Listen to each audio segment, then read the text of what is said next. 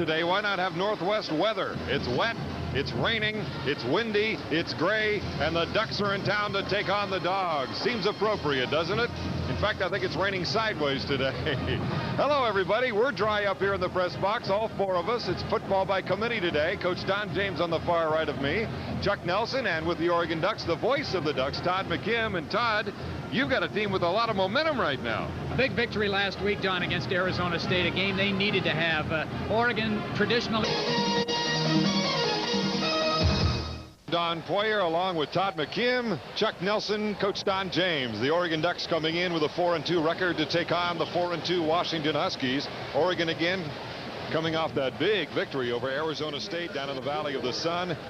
Coach Rich Brooks now in his 17th year. This is actually his 125th conference game as the head coach at Oregon, just a year behind Terry Donahue as far as the dean of the Pac-10. And the youngster, even though he's been a coach in the Pac-10 longer than anybody else in 20-some years, in his first year as the head man, Jim Lambright, now with that 4-2 record that we talked about. The series, it goes way back. This is the 87th time the Ducks and Huskies have gotten together. Rich Brooks against the University of Washington, and the last win, a lot of us remember, back in 1980, 34-10. And I think Don James, who's with us up here, probably feels a little bit safer than he did last year when he got blindsided accidentally on the sideline. You're safe this time, Don. You're up here with us. Yeah, it was a cheap shot. Career-ending injury. Yeah. Washington won the toss, but they deferred. So Oregon has chosen to receive. It is raining steadily now. It is a good old-fashioned northwest day. Wet, a little windy, dark. The field lights already taking effect. As you see the Oregon receivers back, more than likely Burwell along with Filia or Ricky Whittle. And it'll be Jason Crabb kicking off for the Huskies. A little different for Oregon in terms of weather, Todd, after being down in Arizona last week. Well, it rained down there, too. It just wasn't as cold. A little warmer. Here we go. Ball being held by a Husky. It'll be Whittle back in his own end zone. Got to go now. Fumble it out into the playing field and is up to the 14, and a flag goes down immediately.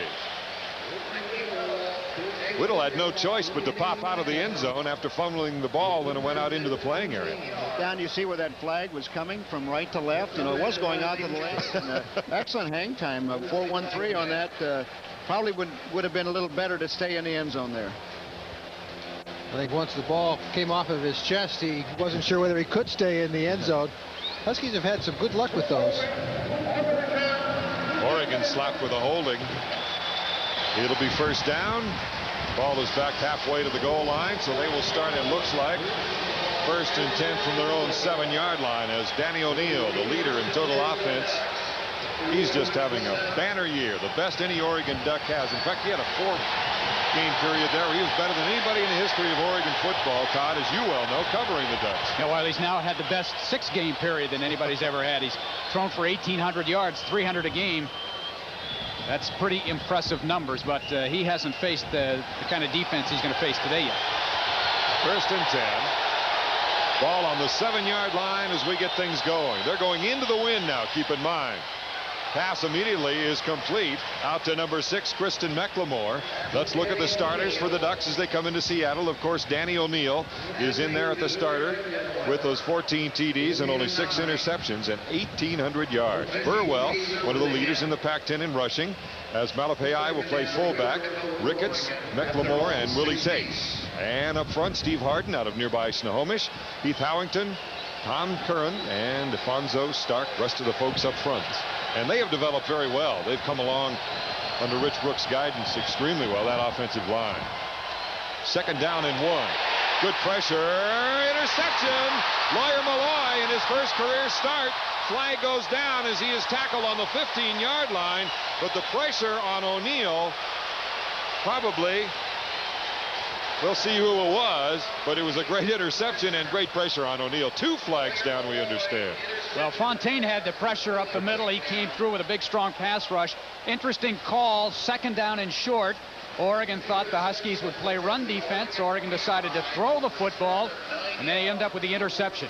And look what Jim Lambright had on defense. He had the blitz coming, both inside linebackers. And Rich Brooks is telling Washington they're going to throw the ball regardless of the weather. And Jim said we're going to rush regardless of the coverage. I would imagine the #1 responsibility for Washington's front seven this week is put heat on O'Neal. Oregon has not been able to run the ball consistently.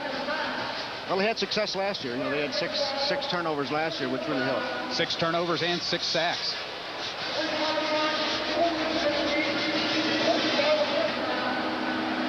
Here the official explaining one of the 2 flags or both of the 2 flags, both personal foul penalties on the Huskies.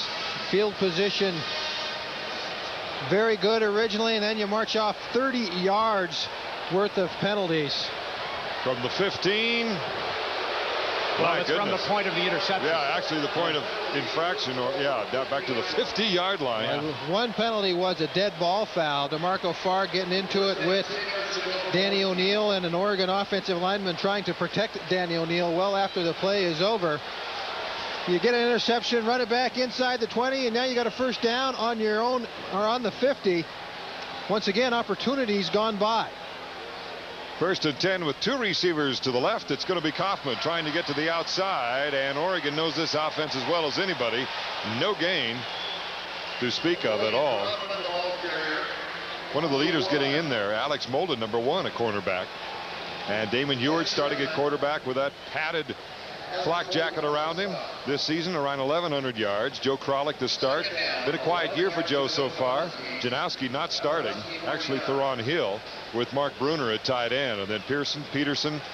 Patrick Kessie getting his first start. He's going to be one of the main men next year and in the future. So some good experience for the young man now. On 2nd down and 11. 2 to the left, 1 to the right. And goes to Hill in his first start as it is complete to the 46-yard line. And again, it is Molden on the stop. It's a 3-step drop here, and opportunity to look at the defense now of the Oregon Ducks. As you see Gary Williams, he's actually here despite the ankle injury. Malapai and Romeo Bamison, he's also banged up with a sore shoulder. The rest of the linebackers, Ernest Jones, very good.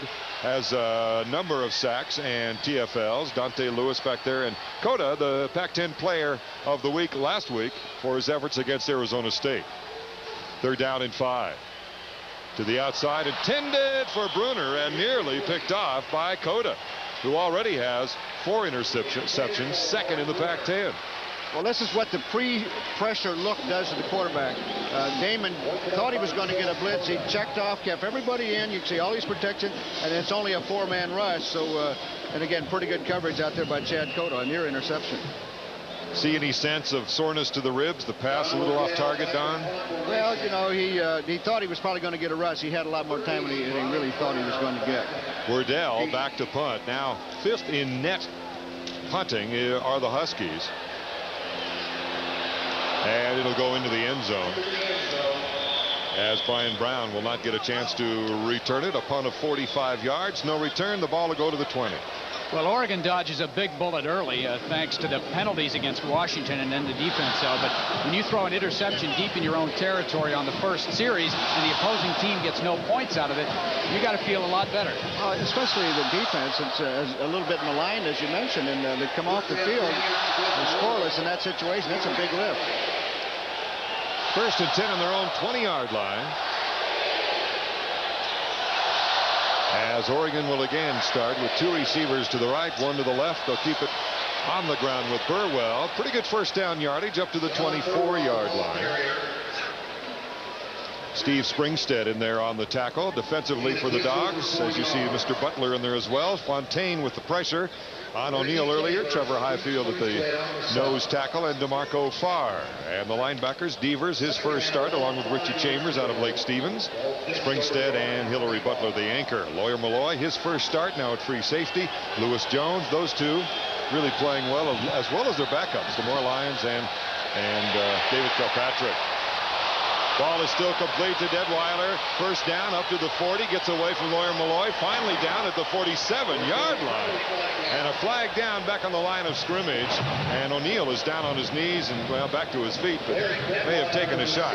Well, you're right. He's taken 2 shots already. 4 offensive plays for Oregon, and Danny O'Neill's taken 2 big shots. He can't do that every other play. Lewis Jones off the backside, and he was throwing out to another receiver. Oregon got a break there, and that's just a terrible call. I agree with you. That's one of the worst I've ever seen. I can't believe that you could call Lewis Jones. Oh, that's what they got him for, the extra little bit, maybe spinning him around. But the initial contact, there was nothing wrong with it. I still can't believe it. You've got a quarterback wrapped up. There's no rule that says you can't take him down. And when you have made contact and you've got your face in under the guy's chin, you don't know where the ball has gone. You don't know if he's thrown it or not.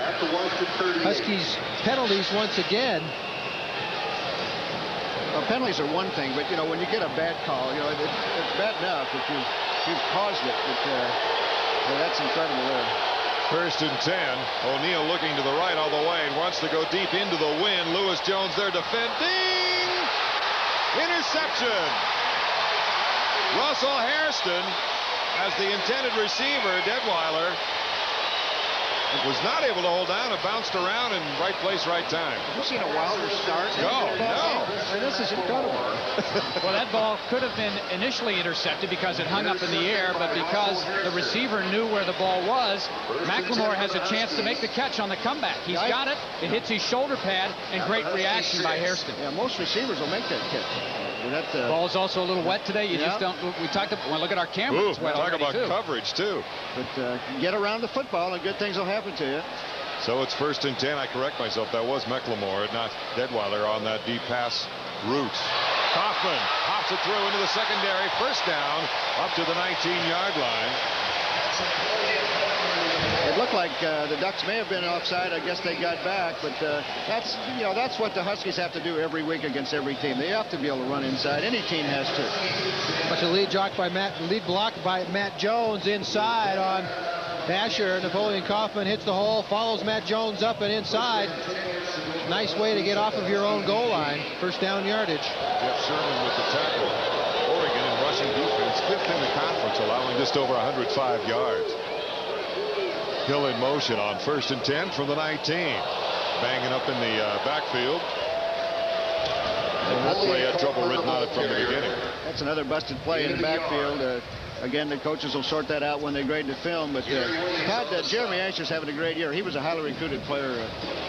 Very highly, one of those prized recruits out of the Portland area. And, he's got to get away from Matt Jones most of the day and try to find Kaufman. That's a tough assignment because with Kaufman's speed, if you don't get off that inside linebacker right away, he's by you and he's gone. You have to play your leverage. You have to force the play back into your team. And Napoleon got outside on Jeremy last time. Kerry Williams with some nice penetration from the defensive tackle spot on the last play. Second down and 9. With a single receiver to the right. Kaufman again trying to go off left tackle. Keeps his feet very nicely as he gets up to the 26-yard line. Jeff Sherman again, the free safety. The backup to Dante Lewis knocks him out of bounds.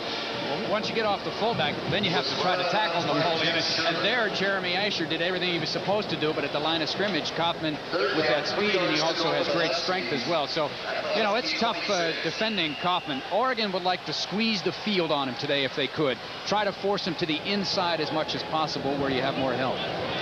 If his longest run isn't any longer than what it's been so far, they'll be okay. But where he gets is if he can snap one, and he hasn't broken as many this year. His longest all year at 26 yards. It's third down and 3. Kaufman, little spin move, and he won't get it. Nice pursuit on the part of several people. Ernest Jones, one of the first there, along with Romeo Bandison with the initial hit. We've talked so many times about how penetration can disrupt an offense before it even has a chance to get going. Obviously, Napoleon Kaufman starts to make a move before he even gets the handoff. Cannot get to the point of attack. Bandison, nice to have him healthy for Oregon fans. 6'5", 285 senior. One of those guys seems like he's been there forever. He made a nice inside move, too, on the Huskies. Wardell's punt, a low one. Husky roll. Up to the 45-yard line is Brian Brown, who is averaging just over 5 yards per return. And we've got a timeout, 10:27 here in the first quarter, and no score. Punt by John Wardell with the wind to his back. That's got to hurt. Good field position. 1st and 10 on the 46 of Oregon. O'Neal, who's had 2 hits already. There comes DeMarco Farr as he brings down Sean Burwell. DeMarco Farr having a field day on Steve Harden. Much as Bandison broke up the last Husky offensive play, DeMarco Farr does a number on this one. Dumps back inside. Harden and Heath Howington. We see the tackle came down and the guard pulled around, and DeMarco was just too quick for the tackle to get down and get the block. Jamal getting a piece of him as well. That is number 11 in terms of tackles for loss for DeMarco. 2nd and 15. Back now on the 41. Strange game so far here in the first quarter. A lot of room for O'Neal to run.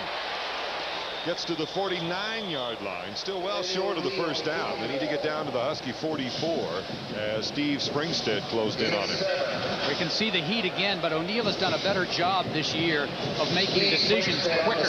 In other words, he saw nothing was open out in the flat. The receiver was covered. Saw a lane. And get upfield as fast as you can because you want to make some positive yardage. First down is going to be a key for Oregon today. If they're stuck with 2nd down and 12, 2nd and 15 all afternoon, they're in big, big trouble. He's got to be impressed with Danny O'Neal, though, the way he can run. He is an excellent athlete. Reminds me of Miller a little bit. 3rd down and 8 from the 48-yard line. High snap. Farr goes after him. Still aboard. Fumble. No, they're saying he was down. He was down, but again, Fontaine and DeMarco Farr so far having a field day. You talk about team speed and how important it is. Usually you talk about Napoleon Kaufman and his 4-2s, but let's talk about the quickness of defensive linemen Jamal Fontaine and DeMarco Farr. You see DeMarco Farr on Mike DeFonso. Looks like DeMarco Farr knows the snap count. A big crowd in that Oregon offensive backfield. Danny O'Neal looking for explanations. Are they saying he was in the grasp, evidently? That fumble looked Forward pretty... progress was stopped. Okay. That's what they were. 4th down. His forward progress may have been stopped. That's because he was spinning backwards. I think that was a good call. Thompson's punt, nice high punt. Bino Bryant calling fair catch at the 21. 4-7 hang time. You don't bring many of those back. Tommy is outstanding. Been around a long time. A senior now out of Lompoc. Been a player of the week. Has been an outstanding weapon for Rich Brooks. That's a good point. He has been a weapon until this year. Right. He really hasn't been the offensive threat in field goals and in the punting area as he has been. In Tommy's defense, he hasn't had some support on a couple of punt blocks, and also he had a pulled muscle in his derriere in fall camp, and it hindered his development this year. He has suffered a couple of blocks this year too. 1st and 10 from the 22. Good for a first down. Up to the 34-yard line is Joe Kralik, and he is stopped by Chad Cota. Husky wide receivers have to be brought into the game. You know, Joe Kralik has very few catches. Yes. 7 catches, and they've got to get him established. He's a good receiver. Joe, the senior out of Puyallup. Indeed, he is one of the more outstanding weapons that Jim Lambright can use if they can get him the ball. 1st and 10 now from the 34-yard line. 2 receivers to the left. Kaufman and nothing doing as the left side defensively held in well. You talk about offensive line play, though, and the push. You say nothing doing, but the offensive line had at least gotten enough push, a 4-yard gain on first down. Malapei in there on the tackle. Get those big bodies, just get them all moving forward in the same direction. And you hope that will take its toll later on in the game, you know, 3rd quarter, 4th quarter. Bino Bryant in the backfield now comes out to the slot position with Kaufman in the back. 2nd down and 6. Draw to Kaufman. 1st down Washington as he gets up to the 45-yard line. Sherman and Cota on the tackle. Spread the field, 3 wide people left, 1 back left in the backfield. Obviously, the Oregon defense has got to send some bodies out there. You can see just not that many people left inside for Oregon. Once you break that initial wave, you're back to the free safety, Jeff Sherman. Strong safety Chad Cota forced to make the tackle. Cota 15th in the conference in total tackles. Now 1st and 10 for Washington. Double tight end. Looking for a reverse. Theron Hill, one lead block, can't get it though. Nicely played by Mr. Isaac Walker, the right cornerback. And Don, one thing we're seeing in there that we did not realize what happened, they've got P.A. Emerson playing at guard instead of Patrick Kessie. And that's something that, I'm not sure if Patrick has been injured or if they just worked on that all week long and didn't tell us. Didn't tell anybody, yeah, the tackle normally. Here it is again. Try to take advantage of misdirection, get the defense going one way, get the ball to Theron Hill. If Jim Neville can get an angle on Walker. Yeah, but Walker did a nice job of staying up to where there's no angle at all. Stay home. That's all you have to do. That's right. 2nd and 8. Ouch, go those ribs. As Mr. Malapai makes the tackle. Salila Malapai, the redshirt junior out of Honolulu. An injury, is that John? You want to pronounce that last name? Tomo Peao. Tomo Peao? Is he injured? Okay. He's had injuries almost every week. One thing or another, nothing major. But he's hung in there gamely. Malapai, not the biggest guy in the world in stature, but very, very quick off the ball. It's tough for a center to block him one-on-one because he can squeeze into that gap so quick. And that's what you want your nose guard to do, is take up 2 blockers, that guard in the center if you can. Well, they list him at 5'11". That means he's probably 5'9.5" or 5'10". He's got a real long haircut. Yeah. And 265, which means he's about 6 feet wide, too, so he can plug those holes real well. Tough to get leverage on those guys. So Tomo Peao was indeed taken to the sideline. 5:35 remaining here in the first quarter. 3rd down and 10 for the Huskies. Heward to throw all the way. Goes to Kralik, and they're saying it is complete, but it's short of the first to the Oregon 49-yard line. Try to catch a seam on the quick hitter. Asher on the stop. Ball not thrown far enough for a first down, but you're hoping that the receiver has enough of a seam just to pick up first down yardage. Not that time. I think Damon feels comfortable with a 3-step drop. He can get rid of the ball. He can unload it and avoid some contact. Well, from a play calling standpoint, too, they probably want him to avoid contact, so they're going to try to put him in those situations.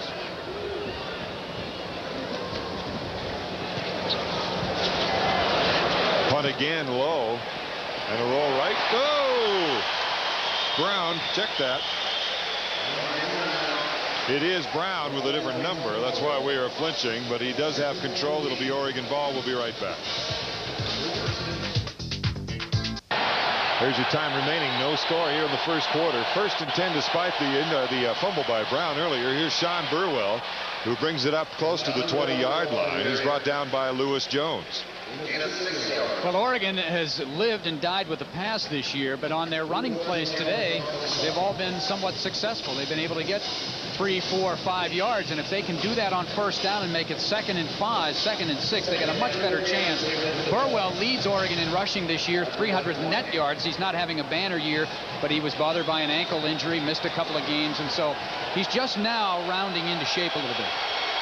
2nd down and 4, got what Oregon needed. On those 6, bad snap. O'Neal fighting for his life now. Down he goes as Devers finds him. Demetrius in his first start as a Husky. Little unusual to run the shotgun on 2nd and 5 from your own 20. Oregon has worked on the shotgun the last 2 weeks, but you can see Danny O'Neal had no chance there. That play was busted on the snap. Well, the other thing, they ran a draw on first down, and that's the one thing they have to do, draw or screen, is front 4, because it looks like there's a little mismatch in there with DeMarco Farr, maybe Jamal Fontaine, and that draw would help slow down the rush, but if you go to a shotgun and can't get the ball to your quarterback, you don't have much of a chance. You're running for your life. No matter where you are. Yeah. 3rd sack for Devers this year. 3rd down and 11 after being 2nd and 4. Pressure again, cross the middle. Incomplete. As they went to Ricketts. And Josh Moore out there defending, and the Huskies hold. It's going to be one of those games. Feels like about a 17-10 kind of contest here in the first quarter. Well, the Husky defense has a lot of respect for that offense. And they should. And they feel good about the way they played so far. Now here comes the scary moment for Oregon, the punting. Washington traditionally has blocked punts, returned punts. You know, with all the emphasis this week, I'm sure Oregon put on protecting Thompson. That might set up a return because you don't have the tendency to get downfield as fast. If he can get it up there 4-7, he'll be okay. He did last time. Bino Bryant back waiting. One more touchdown on a punt return, and he sets a Pac-10 record. Not on this one. Nice high punt. He's going to go for it. Trying to find the seam, trying to find the fence, and it isn't there. Michael Allison, the guy that snaps on the punts, down there. They had great position. And what was the hang time? 4-3-4. Yeah, well, there you go. And that makes it all happen. And then you have a negative return. So Bino going the wrong way in his quest to catch Oregon's Terry Obi for the all-time Pac-10 record for return yardage. Kaika Malloy needs to hit his man a little bit upfield to give Bino a little bit more comfort zone back there. 3:06 left in the first quarter. 1st and 10 on the 37-yard line. A wide receiver to each side. Laying it off. Ooh. Hoffman. Couple of blocks. That pass just way too high and too much of a lob. Ball in the air a little bit too long. Damon's got a tendency to do that. He did it in the Cal game, had it intercepted. He's got to get it there firmly. And another injury. Malapai, the nose tackle, was involved in the hit. And if on Kaufman. It looks like, well, maybe we won't speculate, the knee there, the left knee. He's also missed all of last year with an elbow injury. Had surgery on the elbow. He was hurt on the 3rd play of the game last year against his home state team, Hawaii, and virtually missed all of last year. And they're not real deep in that defensive line. Bandison with a bad shoulder, Williams a bad ankle. They've missed time, and now see if we can see what happened to Tomo Peau. Ow! His own man. Yeah. Man got him. Kind of whiplashed him. Rich has done a good job of recruiting in Hawaii. A lot of players from Hawaii. Well, you know, everybody in his staff wants to go over there and recruit. That's the reason. Well, Jim Lambright had the area for me, and now I hear that Jim's going to keep Hawaii as a recruiting area. Yeah. Well, you've already got 3 condos over there. You know, you need to use them. I hope we don't see a pattern developing so far, though. All the players that have been hurt so far, Pat Casey and John Tomapeau, who is back. Malapai, the 3 Hawaiians starting to rain. There is a trend, starting to rain. They're out of there. Steve Morton, the offensive line coach for Washington, as Malapai has helped off the field. Well, they'll bring in number 91. You see him right there. Bryant Jackson, a redshirt freshman from Anaheim, will play some nose. You think this man is rather stocky and wide. Mr. Malapai, Jackson's listed at 6'1", 280. Rich Brooks bringing in the big people in the nose area. They'll bring in an extra defensive end in this case, move Bandison more to the inside. So DJ Cabrera, where's he from? Hawaii. Will come in at defensive left end. And so they'll have basically 3 down linemen again, but a little different look. 2nd down and 9 with 2 receivers on the left side. Hill to the far left. Bottom of your screen outside. Beyond Kralik. Still wanting to throw across the middle. Scott Kralik. Interception. Pass was well short, as Oregon will have it at the 44-yard line. And once again, Alex Molden involved. He has played well here in the first quarter as Kralik makes the tackle. Kralik had about 5 steps on him, however. I think Damon felt the pressure. He could almost see it coming in from his right side. And knowing that rib is exposed, he just didn't plan to throw. Well, they come with an all-out blitz. You see the 2 inside backers, Rockwell and Massey. And also they come from the corner with Eugene Jackson. And as you mentioned, I think he felt the heat. And Molden with the pick, and he's had a great career, and he's only a sophomore. 8-yard return by Molden. 1st and 10 on the 43. What a battle. No score, but a lot of going on, wearing out the carpet in the middle of the field. Oregon 43-yard line. No flag on the movement. Burwell up the midfield and gets into Husky territory to the 48-yard line. DeMarco Farr that time lined up over right guard Mike DeFonso, slants down inside, and Burwell goes through the gap left open. Linebacker scraped, I believe, a little bit wide here. You can see Steve Springstead. Oh, he dodged the block inside, which you've got to head it up, face it up, and work around the outside. Lamar Lyons on the tackle along with Hillary Butler. 2nd down and 1. Burwell, as we said, in the top 10 of rushers in the conference. There's the pitch. Burwell's got a good block by Willie Tate. Well into Husky territory, down to the 36-yard line, where Lamar Lyons makes the tackle. I think that was a check at the line of scrimmage. It looked like Washington was overplayed to Oregon's right side. Looked like they might be coming on a blitz, and he checked to the option, kind of like we talked about Damon Huard going with that option. It's a great call. I'll tell you, get it at second and third and short. You fake the fullback, and it was a good fake. You know, linebackers had to go and honor the fake. And now you're one-on-one in the secondary. Great call there by the Ducks. Oregon #1 in total offense in the Pac-10. You're seeing the Pac-10's most ornery and effective offense. 1st and 10 on the 37 of Washington. Burwell again breaks the tackle nicely on Justin Thomas and gets down to the 32-yard line, where Richie Chambers, the other new starter, makes the play after a 4-yard gain. Well, if you came into this game and said Oregon would have success running the football, they would be ecstatic against one of the best defenses in the country against the rush, and going against what Oregon has used all year long, and Burwell averaging 5 yards a pop. That's just the gravy for Oregon right now. Good plan, too. They double team DeMarco. They're not going to single block him on a running game. He's #7 in the conference in rushing now. 2nd down and 6. See, they trap, you know, let him upfield, then trap him, draw him. You know, they're doing a good job on DeMarco. They've got a game plan for him. Justin Thomas, #5, the sophomore out of Ferris High School in Spokane. Somebody you like, I know, Don, as far as his potential. Yeah, he's a lot like Steve Hoffman. He's tall, slender, and it's a shame that Steve he turned it out for the season, but they're a lot like that. You know, each day they stay in the program and get stronger, the better they'll be. They're fine athletes. 3rd down and 5. Big play for the Ducks here. Pressure, they lay it off in time. Great catch by Burwell. Has the 1st down and much more as he is at the 19-yard line of Washington. What a job by O'Neal to get it away. Maybe he didn't even see the rush coming on. Well, he did it with a quick count, too, before the Washington Huskies were set. And you can see what Burwell does for you. He's been running the ball. He has great soft hands here. And he got a tremendous lead block by #33, Malapai. I don't know if we'll see it at the end. Right there yes. On Reeser to kick him out. And David Kilpatrick's in the flat, and David had to turn that thing back in to his teammates, and he let it get outside. And the 1st quarter has come to an end as Sean Burwell and the Ducks are threatening Oregon with 67 total yards to Washington's 54 here in the first 15 minutes. Engineering a pretty fair offensive drive that started fairly deep in Husky territory. An Oregon team that has started very well in games this year, outscored their opponents 68-7 in the 1st quarter. The Huskies have to feel good. They're at least hanging with Oregon, given the way things have gone earlier. Somebody using that tobacco again, chewing stuff, staining the carpet, or what? I wonder if maybe that was blood. It could have been. Yeah. Could very well I don't know have what been. else they would try to clean up during the game. Here you see the rushing so far. Very close passing yardage, and total with the turnovers, 2 interceptions for O'Neal, 1 as you see, and then the penalty.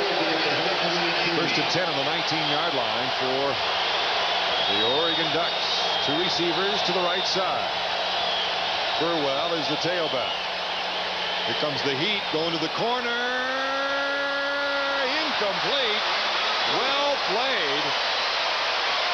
Was that David Kilpatrick? Yes, indeed it was. They had it. A great recovery by David. They had him beat, and it looked like that was going to be 6. That's the famed corner out from the twin set. Inside receiver goes out, and it's a tough one to cover. It's a tough ball to throw with the wind blowing like it is as well. You can see this ball is in the air a long time. Going forward, going backward, you get down field level in this stadium, and the ball is going to swirl. The wind is going to swirl the ball. Kilpatrick, great comeback. 2nd and 10, Burwell cuts inside the 15-yard line. Host of Huskies in there on the hit. Reggie Reeser, the initial hit. I'll tell you, McLemore would have come back for that ball a little more. He might have had 6. Well, that's twice that he's had an opportunity to come back and make the catch and was unable to make it. He's made some spectacular catches this year. The one against USC was just unbelievable, and he has that kind of ability, but again, here's a guy that hasn't played much. He's getting game experience now. There's McLemore. 3rd down and 4 from the 13-yard line. Got to get into the 9 for a 1st and goal situation. O'Neal Across the middle. Has Tate. Has the first down. First and goal at the 5. He is brought down by Lamar Lyons. Well, we haven't heard from Willie Tate until now. So you needed to have a big play on a 3rd down. That's a good point. And the thing about Willie Tate is not only does he have nice size, but he also has speed to get downfield. They've used him on some deep routes this year. This one just a little delay, wait till everybody clears out and then come underneath. Yeah, that's tough on man-to-man coverage. They can rub you off, and you don't even try to pick them illegally. It's just defenders get lost in there. Hey, he had an 87-yard touchdown pass against Illinois back there, and most of it was running. Took him about 20 seconds to go that distance, but he made it. I watched it. He had the angle on everybody and one good block, but he made it. First and goal from the 5. Power formation by the Ducks. They give it to the fullback, Malepeai, and not much there at all for Hulo Malepeai, the freshman out of Honolulu, who's really in there for Juan Shedrick, the injured fullback, right, Todd? And I thought this game, as Dwayne Jones will now come in as an extra fullback, I thought this would be the game that Oregon has played this year without Shedrick, where he would be most needed. Because with Washington's aggressive defense, the fullback really needs to come out and pick up that defensive end or a blitzing linebacker. Malepeai's done a nice job so far. Looking at Jim Lambright, that's the first time these teams have been shut out in their first quarter. Neither team scoring. Second and goal from the 4 for O'Neal. Burwell jammed up again. Lewis Jones, Lamar Lyons, David Kilpatrick, Hillary Butler, and Richie Chambers on the bottom of the pile. Oregon has only 5 rushing touchdowns this year. Only Stanford has less rushing touchdowns. To run it inside there, just too many bodies. Great job by Lyons, Kirkpatrick stuffing it up. Yeah, Chambers got upfield, and that helped. And Lamar Lyons was coming off the corner. And chalk one up on a call made by the Huskies. Chambers, the junior out of Lake Stevens. Old Viking. 3rd down and 5. 3rd and goal from the 5. All the receivers on the right side coming back. Looks across the middle. He was out of bounds had he caught it anyway. McLemore, the intended receiver. Well, the Huskies faked blitz and fell off into a 7-man zone. They call it cover 7. And Danny just couldn't find anybody open. A lot of purple back there, wasn't there? And no pressure, though. He had a lot of time. Got to give credit to those Husky defensive backs and linebackers for not letting anybody get open, because if he was open, O'Neal would have found him, because he still had no pressure. Receivers could have run a 2nd, 3rd, 4th route. Tommy Thompson will attempt the field goal. He is 8 of 11 this year. His longest 39, so this is a chip shot, being 22 yards. Just inside the hash mark. And it is good from 22 for Tommy Thompson. So the Oregon Ducks are on the board first as the senior out of Lompoc hits his 9th field goal of the year, this one from 22. Shoe off? Oh, yeah. You notice he does wear a sock and shoe to punt. There's a man you've got a lot of respect for, Don. Rich Brooks. Yeah, he's got a tough job now. He's athletic director and head coach, and the only one in Division 1A doing that right now.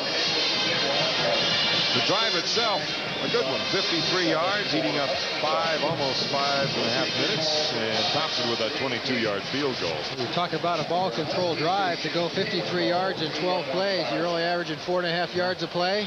Well, you're also keeping the ball away from Washington's offense, too, and you're giving your defense, which has been on the field a lot the last couple of weeks, a little breather. So, I mean, that's the ideal scoring situation for Oregon, although they would have liked to have had the 7 points. It's amazing, guys. Looking at the flags on the west side of the stadium, they're going just about every direction, from south to towards the west.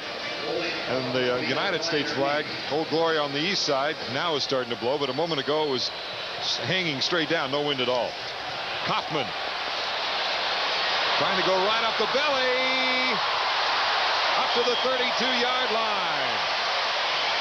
A return of 31 yards as he pats on Mr. Thompson's head and moves on. Former high school teammates Napoleon Kaufman and Tommy Thompson. A great kick in the air, a long time deep in the corner, but the Huskies block it very well.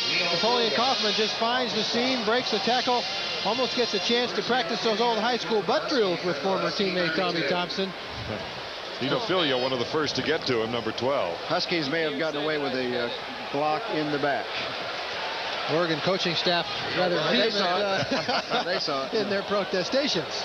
1st and 10. Bino now at the tailback goes in motion. Jones back there. Flag goes down. Guess why?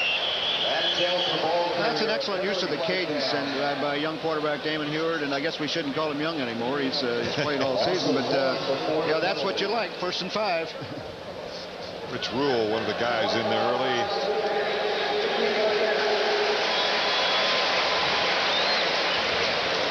Rich Brooks, 17th year.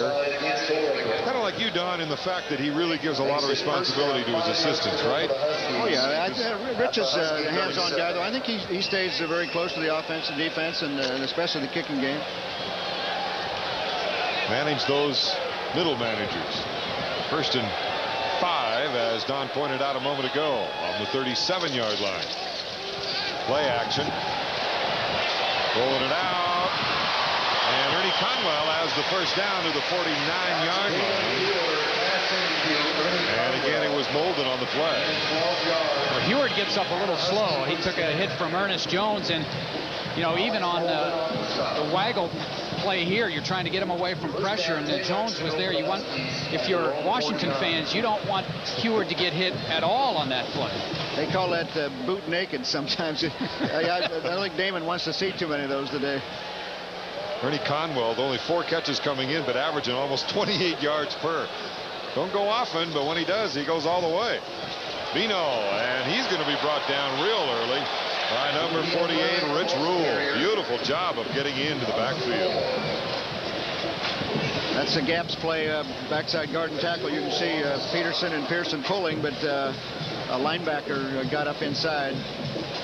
So back it up to 2nd down and 14. Not a good way to get much done on 1st down, with Rich Rule getting in there if you're a Husky fan. Seems like all season long the timing on those type of plays has been off for Washington. The running back slightly ahead of the running backs.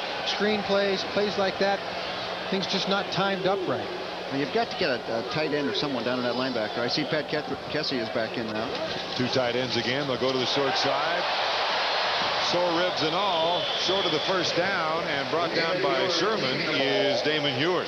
Well, again, that's the checkoff there. That's not called above, but that's you've got a bad play called. You go to your left, you check off to the right. There's not as many people over there. Really well blocked, and again, the Ducks are going to cover the tailback on this play and make Damon run it.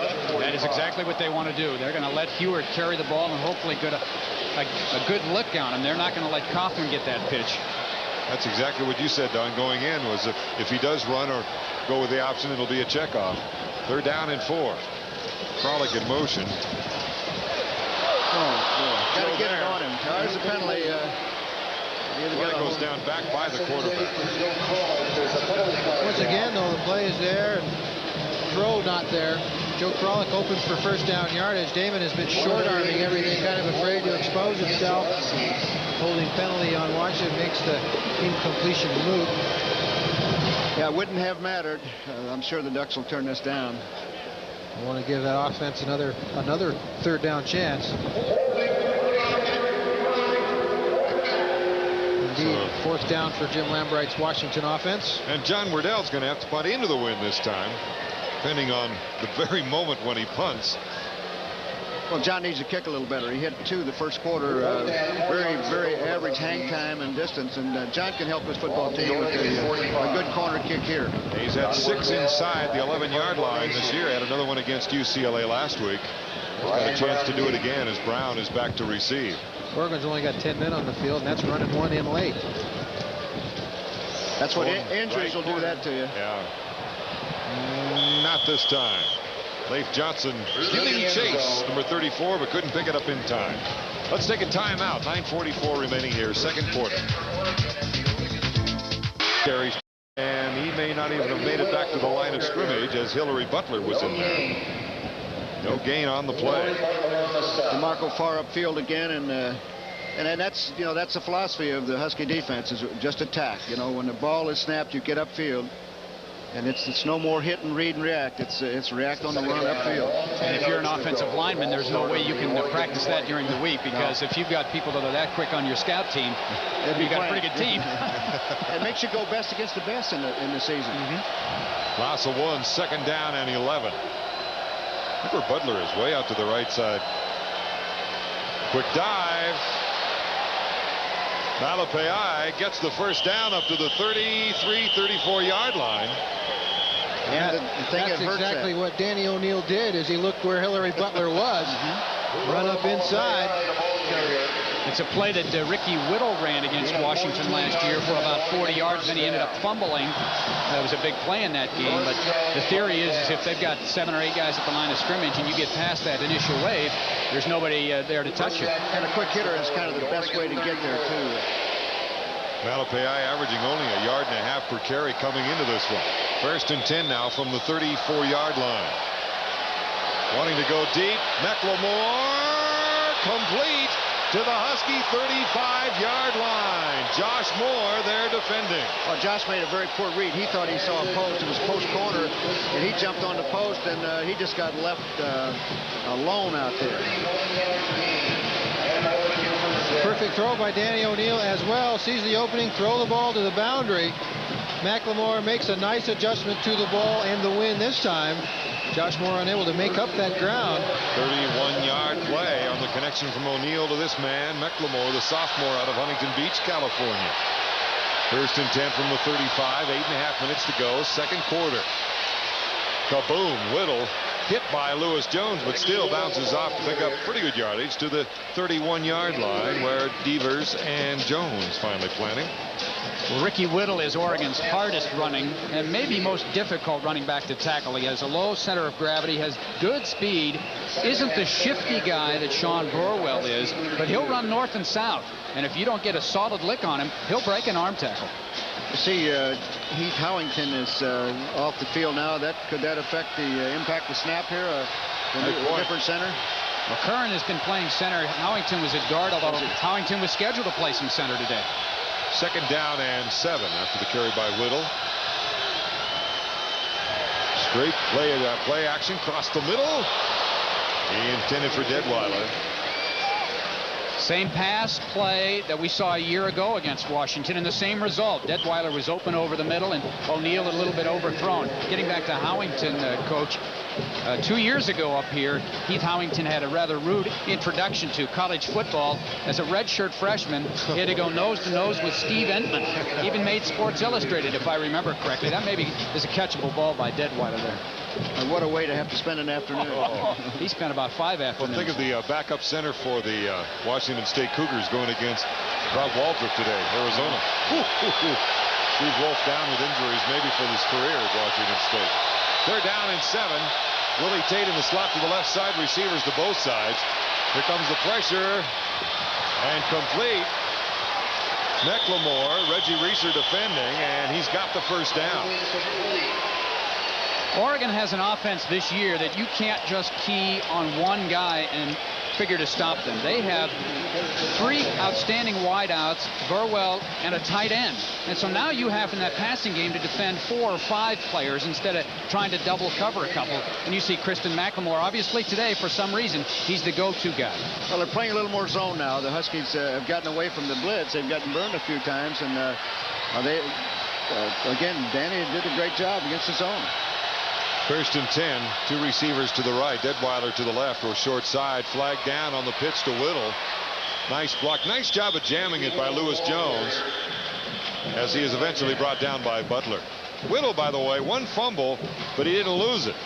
That's not bad for a running back of his. Well, he's carried only 30 times coming into the game, but it's still not too bad. In fact, he didn't fumble that as a running back. He fumbled it as a kickoff man last week against ASU on the first kickoff of the 2nd half. That was a great way to start the 2nd half, wasn't it? Yeah. It was deja vu all over again. Offsides on Lambright's Huskies.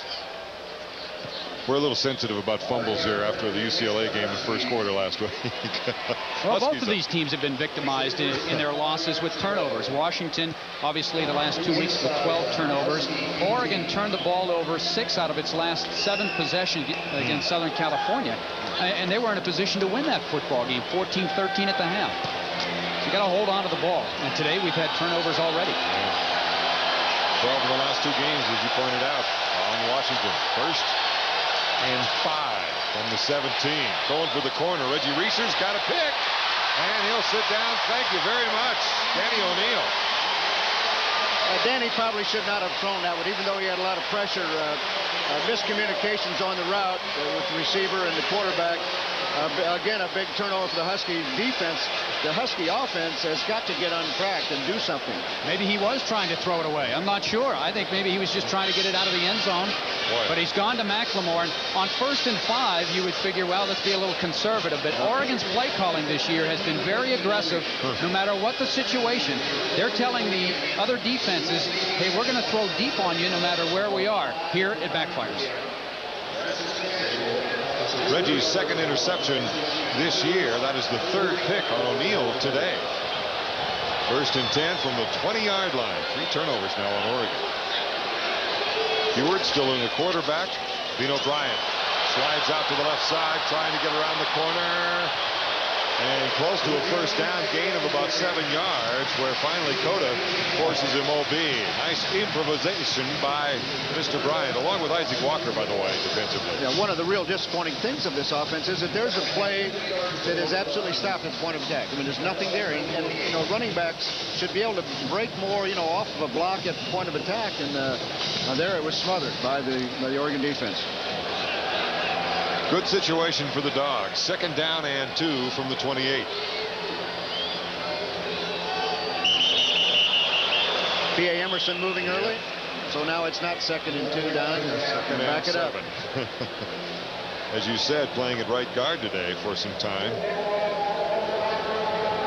P.A. Emerson, number 79. Anxious. Prince Arthur, the kickoff return specialist, with 4 this year. He's even got an average 12 yards per carry. Is he nationally ranked? You know, I looked in the Pac-10 standings just to make sure that he wasn't there. Yards per pound. So as Don pointed out, it is now 2nd and 7. Bino has the first, up to the 45 and out of bounds. 1st down, Washington. That was vintage Bino Bryant. Tackled by Jeff Sherman at the safety. A run of 22 yards for Bino. Just like Oregon, you break that initial wave when you're sending people and in man-to-man defense and there's nobody left. Dave Janoski and DJ McCarthy, wide receivers, both split right. All they do to block their man is run downfield because the defenders are in man-to-man. They're coached to run with them. By the time they recognize it's a running play behind them, Bino downfield. That is not Bino's longest of the year. He had a 34-yard touchdown against San Jose State. He'll get another shot at it. 1st down. Ooh, he's starting to get into the groove, isn't he? After a 5-yard gain on 1st down, he is stopped by Sherman.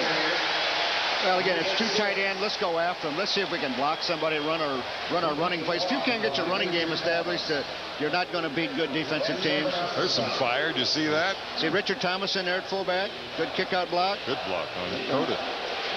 And Bruner did a good job on Ernest Jones, the outside linebacker, forced him inside. They give him 6, so it's 2nd and 4 with McCarthy wide to the right side, the only wide receiver, and again, double tight end. Bino, 3rd straight time, trying to get the first.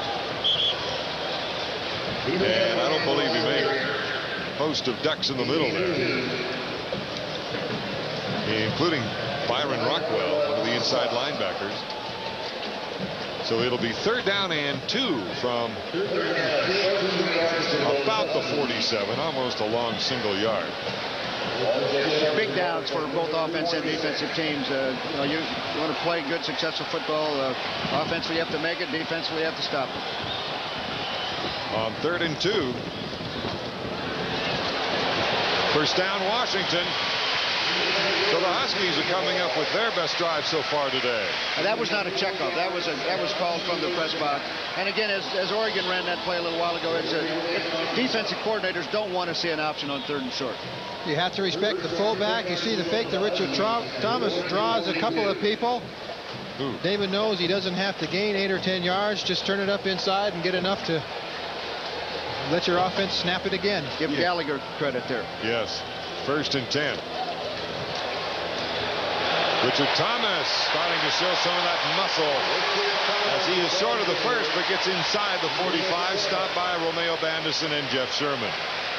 Richard's a power runner, 5'9", 217, and had a good game last year against the Ducks. Came in late in the game and had some good runs. See, here's where Oregon Bandison forgot to make the tackle and tried to create the turnover. He got a hold of the ball carrier, and then it's the second guy's responsibility to come in and strip the ball. But Bandison, in trying to strip the ball, gave up another 4 or 5 yards. Richard with only 10 carries coming into this game. Nice to see him get busy in there. Yeah, he had a 20-some yarder against the Ducks last year. 2nd and 2, Bino. To Peterson. It is indeed. Cuts back. He can have 6. There he goes. Touchdown, Washington. I heard a whistle. No whistle. I thought I heard one, but the official referee signaled touchdown. Now watch. Let's wait. The flag back on the line of scrimmage. Let's find out what it's all about. I thought I heard a whistle as well, and then it looked like some of the Oregon players stopped. You don't stop the play on defense with people offside. It is indeed a touchdown, and Bino Bryant is feeling the days of old right now. Well, his second touchdown of the year, both long plays, 34 on the last one, 35 on this one. Richard Thomas, a great cutout block. Andy Peterson downfield, and then Bino just sees nobody back in the middle and makes a vintage cut. Jeff Sherman, number 32, playing with a broken hand, was unable to wrap him up. First time we've seen this young man, Travis Hansen, on the field, who will go for the extra point. Travis 16 of 17 this year. Eric Bjornsson holds. And the Huskies are on the board with 7 points and the lead at 7-3. 3:42 remaining here in the first half. Not a lot of points, but plenty of hitting and a typical Duck Dog game. I think maybe they heard a whistle that we heard up here, but an excellent block play and an excellent cut by Bino Bryant. Get him in the outfield, in the open. He can run, I'll tell you. Well, it's nice to see him striding out, too. He's not protecting that hamstring that hurt him so bad most of last year. A nice 80-yard drive. So again, 2 tight ends just come out and say, hey, our up front guys are bigger and better than your up front guys. We're going to make you stop us before we try to get fancy with anything else. Now the play action will start to work. Right. And set up. What a big turnaround in just a few plays. Oregon knocking on the goal line. Interception in the end zone. Huskies get the ball at the 20 and right through the defense for the score. Huskies breaking out the Parkas for the first time this year as they lead 7-3. 3:42 remaining here in the second quarter. And again, Lawyer Malloy will have to come out and hold the ball for Jason Crabb. Little gusty down there on the carpet. That's the longest Husky run, by the way, of the season. As you see Sean Burwell waiting, he is one of the leaders in kickoff return. Number 2 in the Pac-10, and he won't get a chance. If you're going to hit one that low, you better make sure nobody catches it. 3-1-3 on the hang time. PA would have had it. He's 6'6". He could have caught it on the way by. He could have stopped it. You talk about it being the longest run for the Huskies. That's also been Oregon's bugaboo this year, is they've played pretty good defense, maybe 60, 65 plays in a game, and then they have 7 atrocious plays. That one there, you give up, not a cheap touchdown because that was well blocked, but you give up a long touchdown, and that's been Oregon's nemesis. There were not a lot of guys around the ball. No. 1st and 10 for the Ducks now as they trail for the first time. 7-3. Flags on the line. Movement again. Is it Mr. Stark? There have been a lot of antsy offensive linemen this year in the Pac-10. I don't know if you guys have noticed or not, but every game it seems. So our crack staff did a little researching, and last year, 1992, there were 5 teams in the league that averaged less than 60 yards in penalties per game. This year, there's nobody under 60 yards penalties. So everybody is worse in that category. But you know what? Those are all those celebration penalties. Well, some of that too, but a lot of illegal procedure penalties this year. You must have watched the Washington Cal game. Cal must have moved 10 times. Pass complete to Detweiler at the 20. Gets him back to at least 10 yards to make the first down. And Russell Hairston there defensively. The other thing is we mentioned that a lot of defenses in our league have 11 men up. They're pressuring, they're shifting, and the defense has to call signals too. So the offensive guys pick up those sounds. And if you say, okay, we're going to get first down, the defensive guy yells move, your offensive guys are going to jump.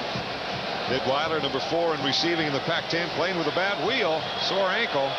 It is 2nd and 10 after his last reception.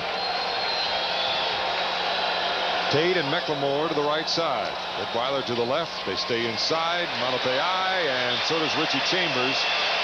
And a couple of other Huskies. Trevor Highfield and Steve Springstead, along with Justin Thomas. The other thing, Don, that late shift that we just saw created a total new blocking scheme for the Oregon offense, and it's really tough, you know. And then now the offensive linemen for Oregon, they don't know if O'Neill's going to even check off. So you got the snap count to worry about, the shift, the play, and I'll tell you, it's the hardest place to play in the offensive line in college football. And that's why a lot of us didn't play it. Fortunately, I wasn't big enough. That's not why I didn't play it. Golden foot down there. 3rd down and 9. O'Neill. Across the middle. Nice catch by Detweiler. Looks like he's got the first. Needed to get across the 30 as Reggie Reeser was defending him. Nice gutsy play by Detweiler, the senior out of San Diego. Does two things. One, it keeps the drive alive, and it also keeps the ball away from Washington again. They would have had about 3 minutes on offense maybe to get another score.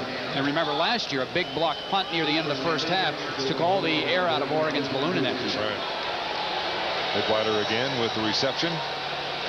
First down, Burwell. Not much there as DeMarco Farr is one of the first ones there, along with Hillary Butler. A couple guys were not blocked. This was what we didn't see, Don, against UCLA, though, was the domination of Fontaine and Farr on the outside, or at least stirring things up.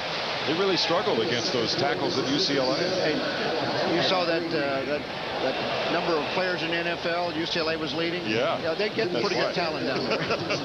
They are. UCLA first in the nation now, I think, or close to it. What are they, 37 players out there now? 3 of the top 4 are Pac-10 teams in terms of NFL Huskies aren't chopped liver, are they, Charles? Huskies at number 4. 2nd down and 10. Across the middle, get it to the fullback, Malapai, and he is met by Springstead. Short gain, only to the 35, let's call it the 37-yard line. And now the Huskies want to take a timeout. Their confidence on 3rd down that they can stop Oregon and get the ball back or force them into a punt. Maybe they can block it. Wednesday evening, 7 o'clock. Be sure to join host Tom Glasgow along with Dave Crosby, Art Thiel, and Steve Rudman as they discuss the latest hot topics circulating around the Northwest sports scene on Sports Beat. That's Wednesday, 7 o'clock live on Prime Sports Northwest. For the timeout on the field, I'm Don Poyer. We've got Todd McKim, the voice of the Oregon Ducks. We got Coach Don James. We've got Chuck Nelson. The Harmonics, the Northwest Harmonics. Let's see, who wants to sing tenor?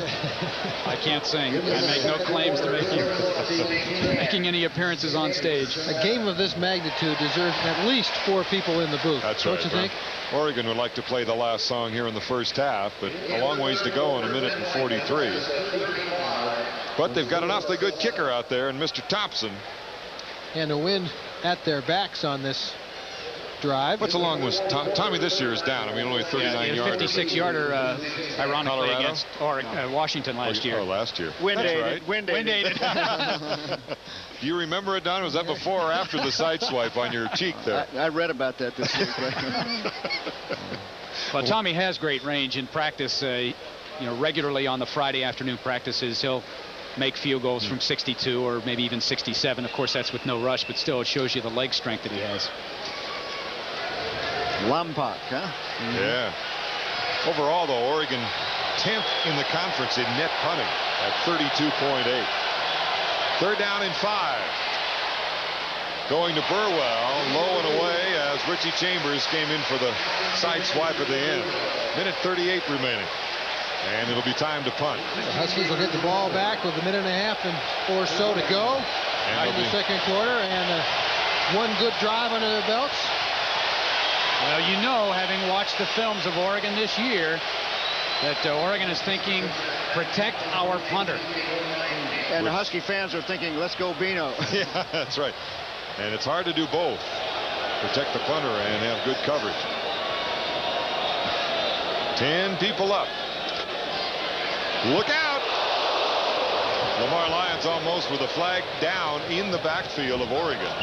Boy, it's tough catching those footballs in the wind, as Vino can attest. Let's find out what the flag's about. That may be a first down for Oregon. It'll be very close if it's against Washington. It looks like about 5 yards to go. They might actually have to march it off over by the sticks. Well, they didn't touch the punter. Ooh. Not enough men in the backfield for Oregon. So what do you do if you're Washington? Make them punt it again? Or what did you do? That runs more time off the clock, but it was a great punt, no return. I'd be tempted to make them punt it again. I would too. Yeah, get better field position. That was a 46-yard punt. Although that wind is blowing pretty good, that American flag is coming off the lake. 197. Tommy got that off. Anything under 2 seconds is exceptional, and it's a good thing he did because there was pressure. I was going to say, if you're Washington and decide to come after Thompson now, even if you run into him, you won't give Oregon a first down. If you rough him, you do. Yeah.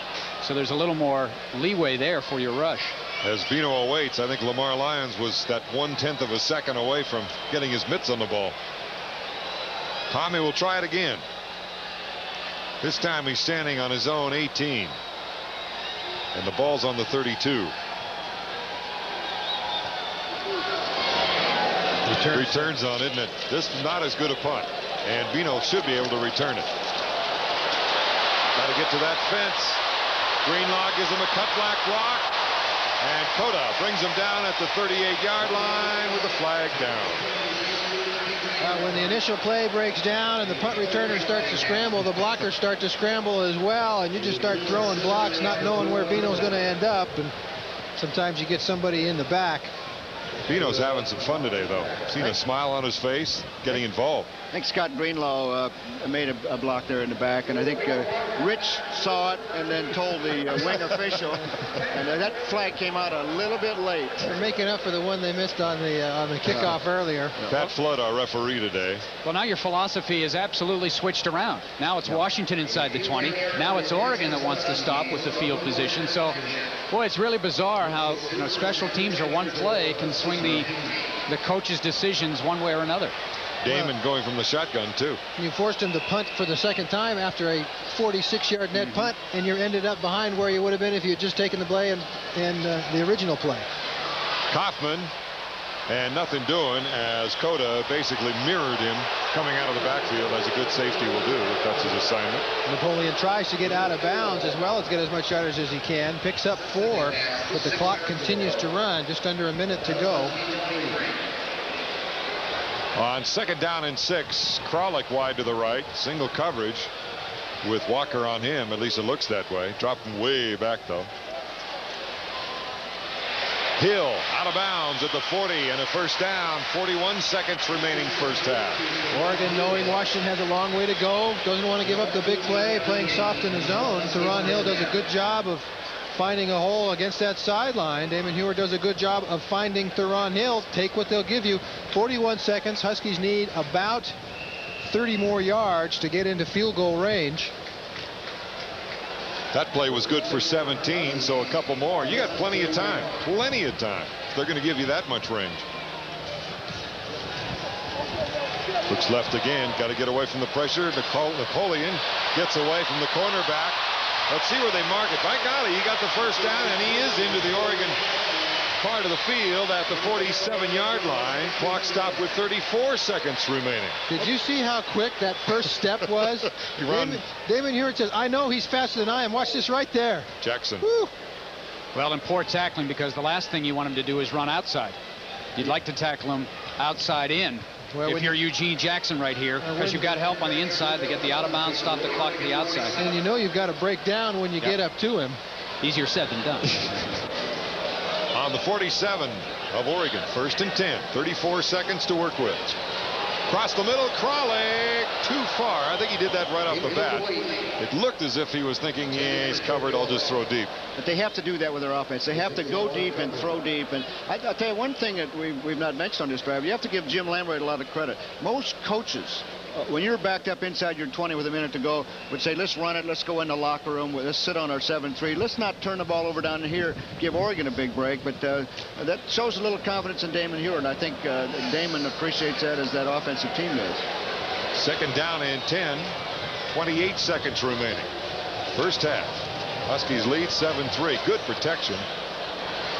Jones, and Matt has it down to the 44 and out of bounds. Clock stopped with 23 seconds. So they used only 5 ticks on the play as Eugene Jackson was there defensively. Thought he had Theron Hill on the corner route. Looked like the cornerback was off about 4 or 5 yards, and that's what they basically need now, Chuck, to get this thing within field goal. Just going to say, how many more yards, Chuck? Get the ball down to the 30-yard line, makes it a 47-yard field goal, so they have about 14 more yards to do that. Into this win, I think 47 is about the max that you're going to see Travis Hansen be able to come up with. He had a 42-yarder last week, his longest of the year. Theron Hill, there it is. Came right back to him. It was open on the play before. Jeff Woodruff saw it, I'm sure, in the press box. Came right back to it. If Oregon's going to play that zone, that's what they got to do to get it down in the field goal range. Second time they've basically thrown the ball over there this drive. Remember early in the drive, missed one on the last play with not throwing it. That time, they're okay. Lamont Woods there defending it. 18 seconds remaining. And you're right, from the 31, add 7. Huskies still have 2 timeouts to go, so they should be able to work a full 3 plays in before they have to send the field goal team out. They're at 48 yards now for an attempted field goal. 1st and 10. Matt Jones, now they're inside the 30 to the 29-yard line. Rich Rule gets him out of bounds. With those 2 timeouts, the Huskies are not forced to work the sideline exclusively. Yeah. They see a dump over the middle. Or even a draw. Now Oregon's thinking pass rush. Those down linemen, they're thinking get upfield, get to that quarterback. Heward is now 11 of 15 for 87 yards. A lot of rhythm passing today. The draw is a real tough play to defend right now for the Oregon defense. They're down to 1 linebacker in the middle. 2nd down and 8.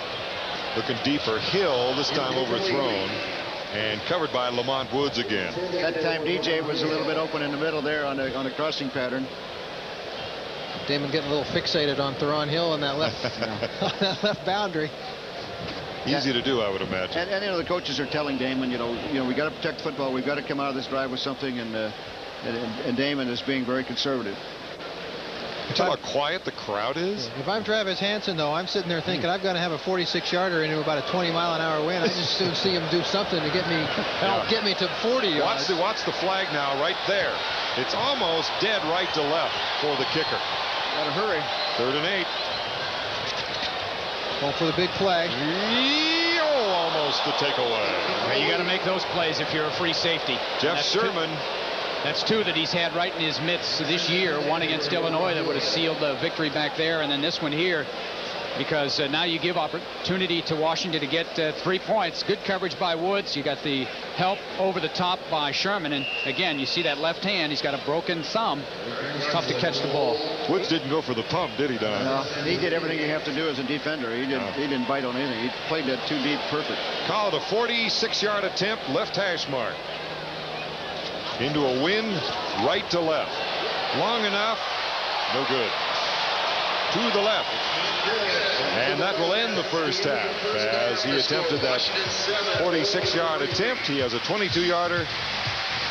Check that. That being, of course, for the Ducks and Mr. Tom. Gave them a 1st down at that point, but I'm sure Washington came into today having watched Tate catch 9 balls against ASU, and you have a tendency to give a little more attention to somebody like that. Linebackers know where he is, but you know the other thing, the Huskies have passed 5 times to the wide receivers in 1 half, and that's helped them a little bit. And they also probably want to get Mark Bruner into the game. Mark tends to be a great second half receiver. They go to him in that second half. Boy, California, he really lit it up as they found him quite often in that second half. Washington won the toss at the beginning of the game, if you recall. They deferred, and now they will be receiving here in the second half with the wind to their faces, which means they shall have it to their backs in the 4th quarter. As best we can tell, I don't know. Flag blowing almost directly from the south. Bino from the 13. And he is up to the 35-yard line, where they'll start their offense here in the second half. Bino was 70 yards rushing the first half. A good field position for Washington. Last week, Oregon had a heck of a time on kickoff coverage. They gave up over 200 yards in kickoff coverage. See the first half possessions first for Washington, and they get the TD near the end of the half, and then another good drive, missing the field goal. Oregon, meanwhile, wasn't able to consistently move the ball either. So it's 1st and 10, and again, it's that double tight end formation. Conwell and Bruner in there. They give to Matt Jones, first down. Good first down play of 7 yards, 6-7 yards, where Rich Rule made the tackle, number 48, the linebacker. We'll start off right off the bat. Washington offense saying we could do it in the first half. We're going to do it in the second half as well. We can do it whenever we want to. Matt Jones, the senior fullback from the state of Oregon. Well, as you and Don have said so many times, that opens up everything when you got the running game established, as Kaufman is now in the tailback position, or the single running back spot. 2nd down and 4 after the gain by Matt Jones.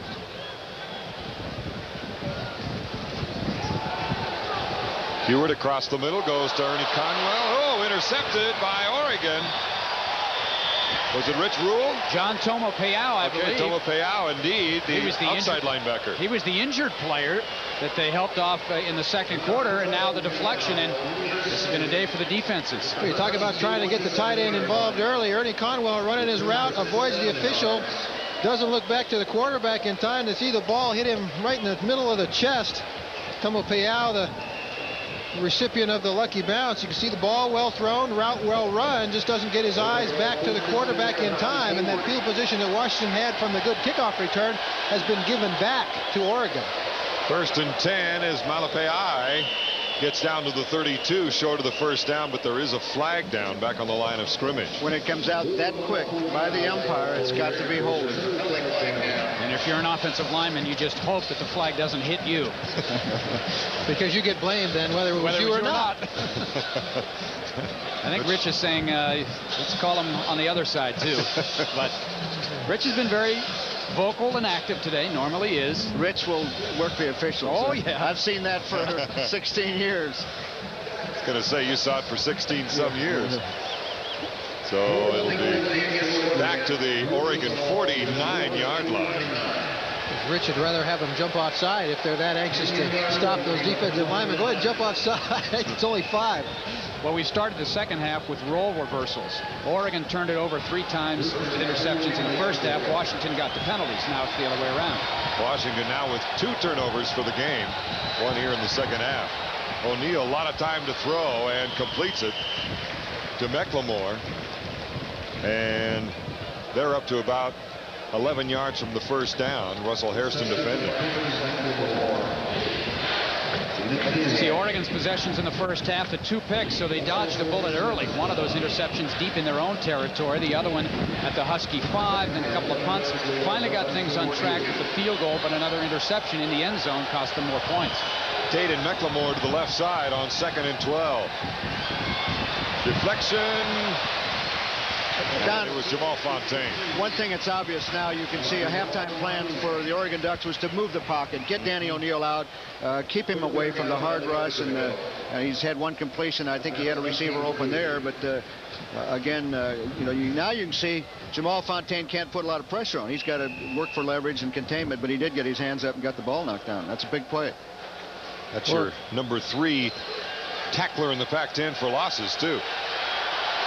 Amazing. 14 tackles for loss coming into the game. 3rd down and 12.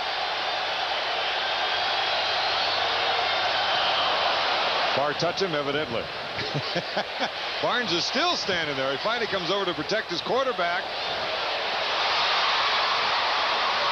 Keep an eye. Remember, the flag is down as Malloy gets the pick, and this is, we assume, wasted energy. Got a free play. Might as well throw it. Yeah. You'd kind of like to throw it in the area where you had a receiver. Yeah. I mean, there was no Oregon receiver within 10 or 12 yards in that situation. It's one thing to throw it deep, but to throw it deep for no reason. That was that spot pass. Pat Flow. On the defense, repeat 3rd down. No one was on the spot. Not even Johnny. That's right. I don't have him on my depth chart. As Jim Lamb writes, he went marching home again. But I'm like you. I don't ever want to see that quarterback throw an interception, even if he's got a free play. I don't see that ever does us any good. Get it in the neighborhood of a receiver. Well, you're never sure either. I mean, you're never sure whether the official saw an offensive lineman's knuckles turn white and draw the guy off or something like that either. You never know. Again, McLemore and Tate to the left on 3rd and 6. Better pressure by the Huskies. Tate looking left and not looking right to catch the ball. Is that his first drop of the season? I don't remember him dropping another one, Don. Yeah, that's his first one. And that was going to be close to the first down. He was right near the sticks. Reggie Reeser was closing in on him, too. That's the other thing. And that ball was not thrown with a lot of velocity. Danny rolling left, throwing across his body. And this one didn't have much mustard on it. Good pressure by Hillary Butler. Jamal Fontaine didn't contain Hillary up underneath. And that's one thing that Jamal Fontaine has been very good at today and all year, is if you are rolling his way, he keeps contained, he keeps leverage, and lets Hillary Butler stay in the play. Tommy averaged 39 yards a punt in the first half as he stands on his own 50 this time, and Bino Bryant on his own 10. On his own 50, that's hard to do. How about on the 50? Going for the right corner. Beautiful job by the Ducks. Do they keep it in? And to rest inside the 3-yard line. A lot of help for Mr. Thompson that time. 9 guys down there down in that ball. Yeah. Tommy Thompson and one other guy, the only 2 Oregon guys that aren't involved. You see a great play downfield. Now remember, they can catch the ball if no Husky is trying to. There is not trying to, and Grady O'Connor does a good job of keeping it in play, and then everybody else gets involved. And Tomo Pia, number 46, also the last one to slide in there and keep that ball from going in. So he's been a busy man in the last couple of minutes. Good job, Tommy. 1st and 10. Ball is officially marked on the 4-yard line. Again, 2 tight ends. Matt Jones trying to get a little breathing room out beyond the 5-yard line. Short gain. They'll give him 2 yards. Huskies came into this game in the Pac-10 4th in rushing, 8th in passing, 7th in total offense, and 4th in scoring offense. They have 7 points so far today. Defensively, Oregon came in 5th in the rushing D, 8th in passing D, 8th in total D. 2nd down and 8. Kaufman against the wall and then sidesteps his way to the 10-yard line. Short gain again. Just trying to get some room for Waddell to pump the ball. Another Oregon player injured on the play as well. That says something for P.A. Emerson. He's the kind of young man that he saw the injury and he right away flagged the Oregon trainers in. Get in here and help. You've got a guy down, and you like to see that. You hate to see anybody down, but you like to see other players have some concern about their competitors. That was Gary Williams. And that's the same ankle that he injured last week. And he's a big, strong guy, 6'2", about 278. Very good at the point of attack on the run. Not necessarily a pass rusher, but you lose some beef. You lose a senior that's played for 3+ years as well. Right. And now you got to bring in a younger guy that's probably going to give up about 20 pounds. And that'll be DJ Cabrera at 6'4" and 250, and you're right on the button on that one. I also have noticed that we've seen a lot of Byron Rockwell this afternoon at the inside instead of Jeremy Asher. Now, I saw Asher on the sideline earlier. Don't know if it's whether or not Jeremy got hurt or they're just trying to move in some new personnel, but Rockwell has gone, I'd say, the last 2 quarters. Theron Hill, the only wide receiver, wide to the right side, and there is Cabrera out of Honolulu. So it's 3rd down and 4 with Kaufman and Jones in the backfield. Check that, it's Richard Thomas. Kaufman trying to gain to the 1st and will not do so. And it'll be time to punt for John Waddell. And if he were to get a good one, it's a good time to do it right now. This series set up by good special teams play by Oregon, an area that has been much maligned this year. The punting team does a good job, and then the defense does a good job. 3 consecutive inside running plays for the Husky offense. Doesn't pick up enough yards for the 1st down. The wind in John Waddell's face. Right now, the flag is almost dead, hanging straight down as Brown is about to receive. The flag's on the goalpost 10 yards behind. John Waddell are whipping away sideways, yeah. Low and wobbly, very returnable from the Husky 46. Good coverage. A flag goes down. The But a nice job by Ernie Conwell to make the tackle. That could have been disastrous, that punt as low as it was. Well, it was another 2-8 hang time, and Johns had, in the first half, he had 2 up there, about 2.5 and 2.6, and what their target is over 4 seconds. So Johns not having a great day, but again, when you try to punt with these swirling winds in this stadium, it's a difficult task. Looks like he's in a real big hurry to get it off. He's catching it and kicking it in a big hurry and not setting it. Remember, he was having that kidney problem, or something a couple weeks ago. Over the last 3 or 4 weeks, he's had some problems with. On the return, 10 yards from the end of the run. 1st and 10. John Wardell's had some problems with what they think are like kidney infections or something. His body would start to ache and his fever would go up to 103, 104, and then it would come back a couple of days later.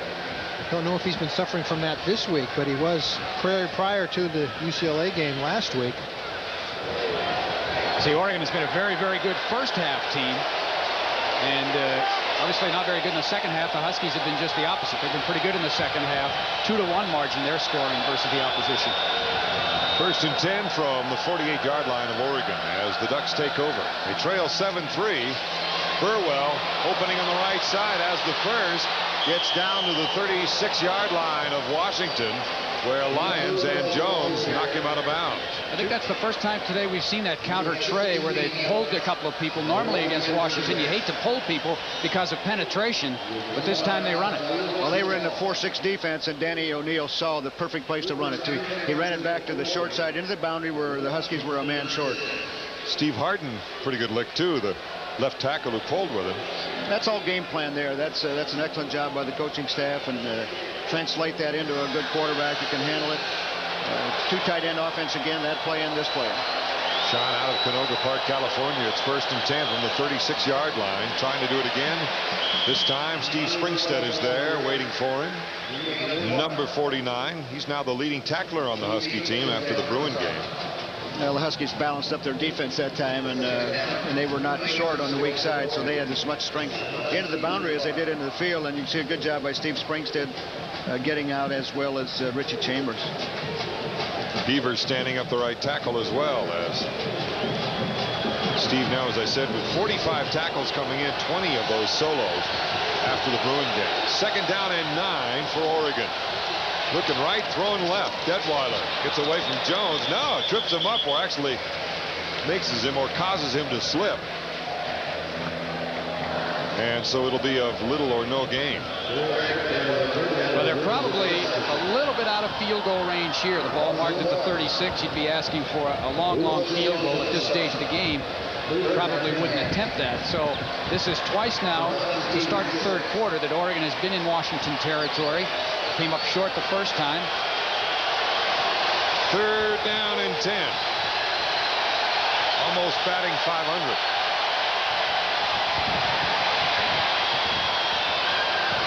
It is good. Maybe short. Let's wait and see. McLemore, the receiver. They give him the forward progress to about the 27.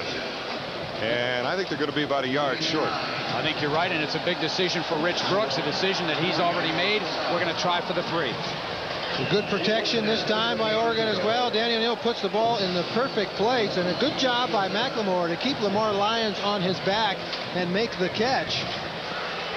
You could say a lot of goods about that play. Good coverage, good throw, good catch. They're just, the guys are out there competing hard, and it's another, they made their plays. Another Oregon-Washington game, Timeout is being called by Oregon as Tommy Thompson will think about this one and line it up. We'll be back 8:51, 3rd quarter. Tying the other. 44-yard attempt. His longest this year at 39, but he is well within his range from 44. Almost straight away. And the wind pretty much behind his back, we think. And it's good. Plenty of leg. Huskies played safe there. They didn't have a rush. I think they were really concerned about a quick play and basically willing to give them the 3-pointer if they can make it. And indeed he can. Plenty of leg. Snap comes back, well handled. Very seldom will you see that, all those linebackers standing on a field goal. Thompson's now hit 5 of his last 6. That was his longest of the year. And we talked earlier about the fact what a weapon he was for Oregon. Last year, I think 3 times he was the Pac-10 Special Teams Player of the Week. Yes. Quite an honor for a kicker to get that many awards. And maybe he's a little more healthy now, and they certainly will need him down the stretch with big games coming up. You know, this is the first of 3 really important games against very good defenses for Oregon. They Arizona pretty good. Oh, jeez. Are they okay this year? Yeah, but I mean, Oregon has racked up some nice offensive numbers so far this year, and I don't want to demean the defenses they play, but they're facing the best 3 defenses in the Pac-10 statistically this week, next week, and the week after with Washington, Washington State, and Arizona. The scoring drive itself, as you see, 5 plays, 25 yards. Sandy up just a couple of minutes as Tommy hits it from 44. Well, again, you can go back to that interception. It gave the Ducks good field position. They couldn't capitalize the first time, and they did the second. 8:46 remaining here in the 3rd quarter. Another good, tight Washington-Oregon football game. And you know that if you took the microphones and we just would shut up for a while, you'd hear some of the best popping and hitting that you'd get all year when these two meet. Kaufman from the 4. Up to the 20. Squirts in for another 5 yards to the 25-yard line. Blocked too early. The guys threw their blocks, and there was pretty good hang time on the kick, and the holes flowed up. There was a gigantic hole there at one time.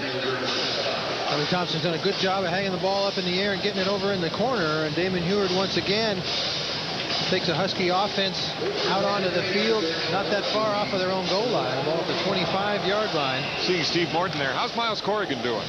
He was able to come home, I believe, isn't he? Or fly him home? Or? Well, he was due to come home this weekend. Right. Released from the hospital on Wednesday. Tight end coach and had heart surgery, of course, down in California. Looking at a reverse. Nope. Kaufman keeps and only gets 2 yards out of it, as it was defended very nicely by Ernest Jones and the rest of the Oregon Ducks. Bjornsson in at flanker. Yeah. When you fake the reverse to Eric Bjornsson, boy, that makes you think about all sorts of things that they could have done. Yeah, play pass defense, number 1. And don't worry about the run. That's right. That's a play Oregon has run this year. Kristen McLemore has run the reverse from the receiver spot and has thrown the ball. Former high school quarterback. He's 1 of 3. Hit a 20-yarder. 2nd down and 8. Ooh, nice protection from behind. Maybe. Bandison still giving chase. He still gets him. Nice effort by Romeo Bandison. You see Damon landed right on the ball in his right ribs, right in the area that he has the injury. Yeah, he didn't have to do that either. He could have thrown it away. There's a duck down too. Excuse me, Don. I was thinking the same thing. It looks like he had time to try to find a receiver and made the decision a little bit early. Yeah, there are a lot of crossing patterns with the bootleg, and he had a couple of options there. I think he was confused. There's a replay. See, it's a counter bootleg. See, he rolls out to the right, and he's got time to make the decision right there. Dump it to Matt Jones. And I think what happened is he got the wind knocked out of him. They're spending as much time lifting on his belt, trying to get some air in there, as they are looking at his rib cage.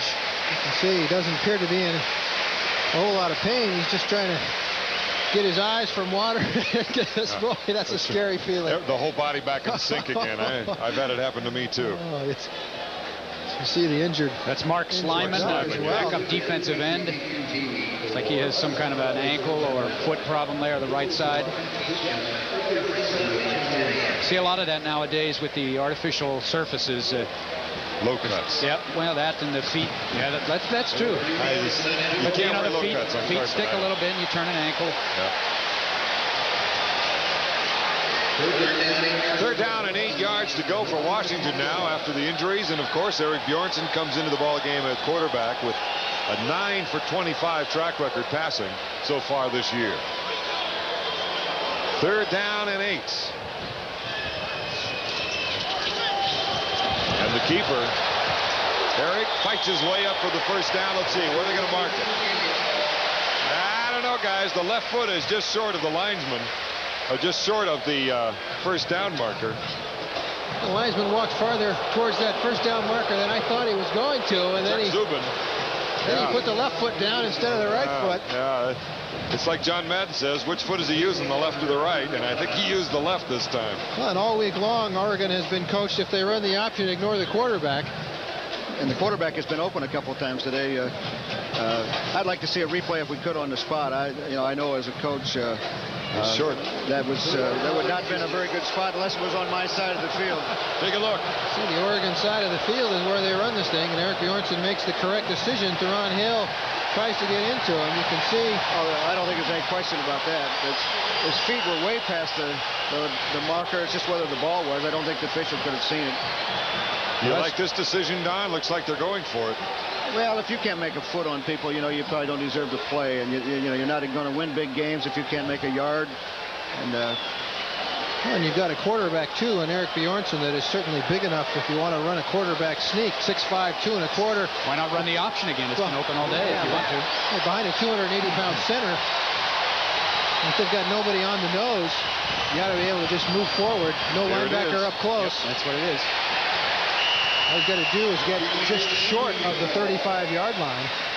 I think if the line judge doesn't spot that, he may get run out of the stadium. Well, the linesman, he's got his right foot right on the line this time. It's just a matter of feet. They say it's a game of inches, but it's a game of feet. The official's foot.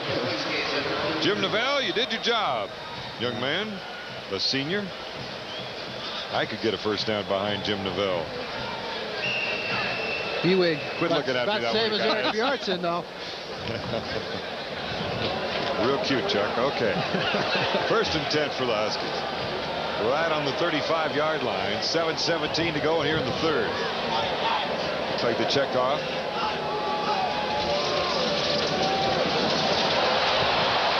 Kaufman. That was sweet. They couldn't stay with the blocks, though. Yeah, I suppose. I mean, they had him dead to rights in the back, but you're right. Pat Kessie, puller there. Trapper. Cota with the tackle for Oregon. 6'1" and 188. The right guard, Pat Casey, come along the left-hand side. A nice kick-out block. Mac Jones runs right by Rich Rule. Linebackers have hurt this play today. They're not getting an onside lineman down on him. 2nd down and 3 after the 7-yard gain. There's Patrick. Kaufman following Peterson. Strikes out. Goodbye. It'll be his longest play of the year. No flags. Touchdown, Washington. That's Peterson's job to go down there and make sure that he doesn't celebrate.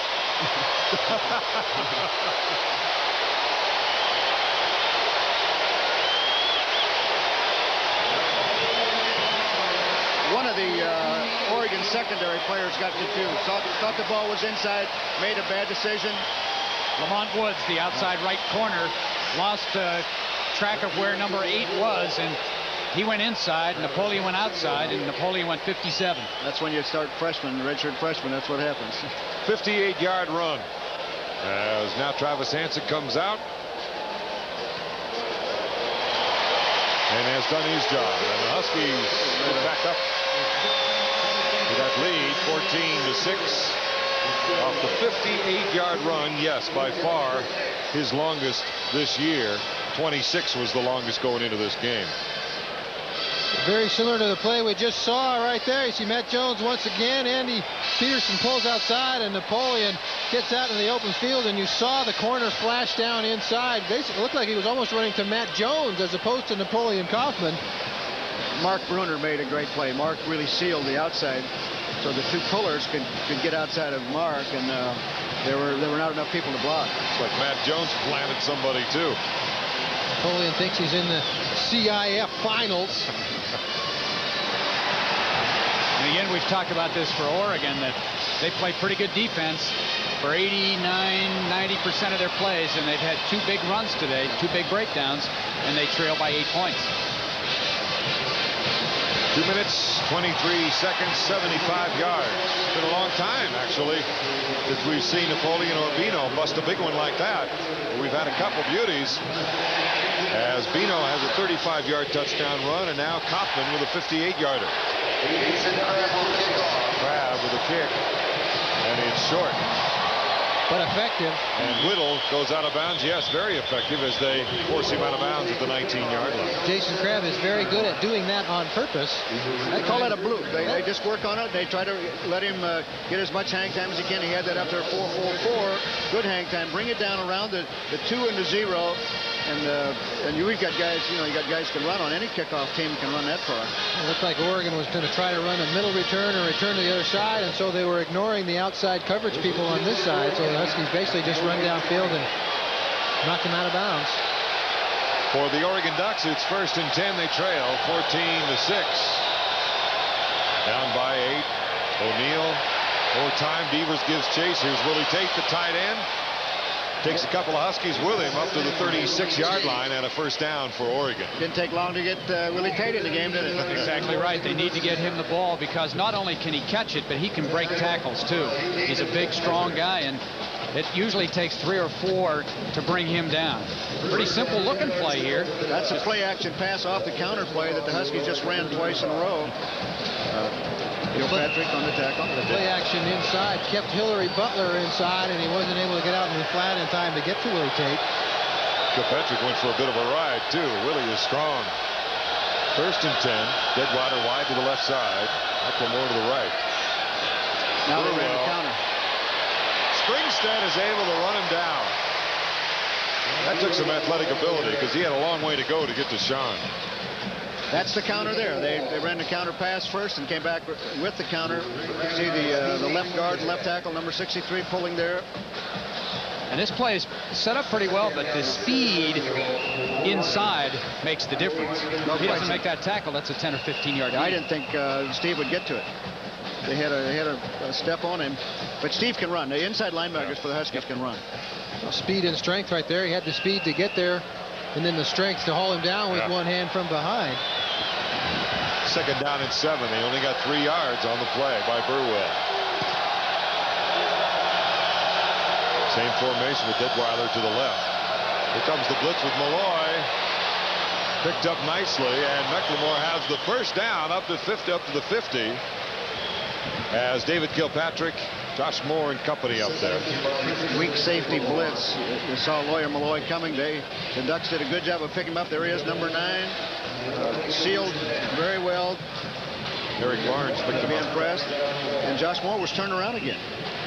Everybody stays in the block on this play. Only the 2 split people out running routes. Good adjustments by quarterback and receiver. Danny O'Neal has to do a 360 before he knows if the pass is caught.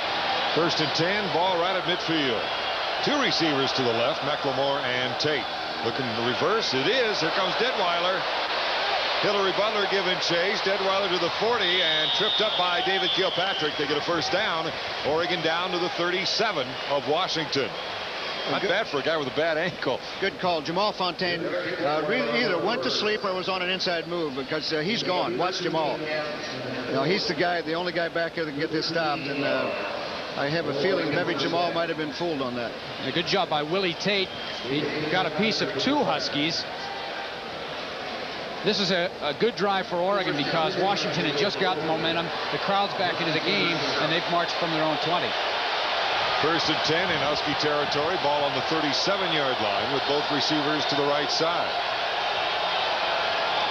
Willie Tate coming to the left as he throws right over the middle. Hairston is there for the interception.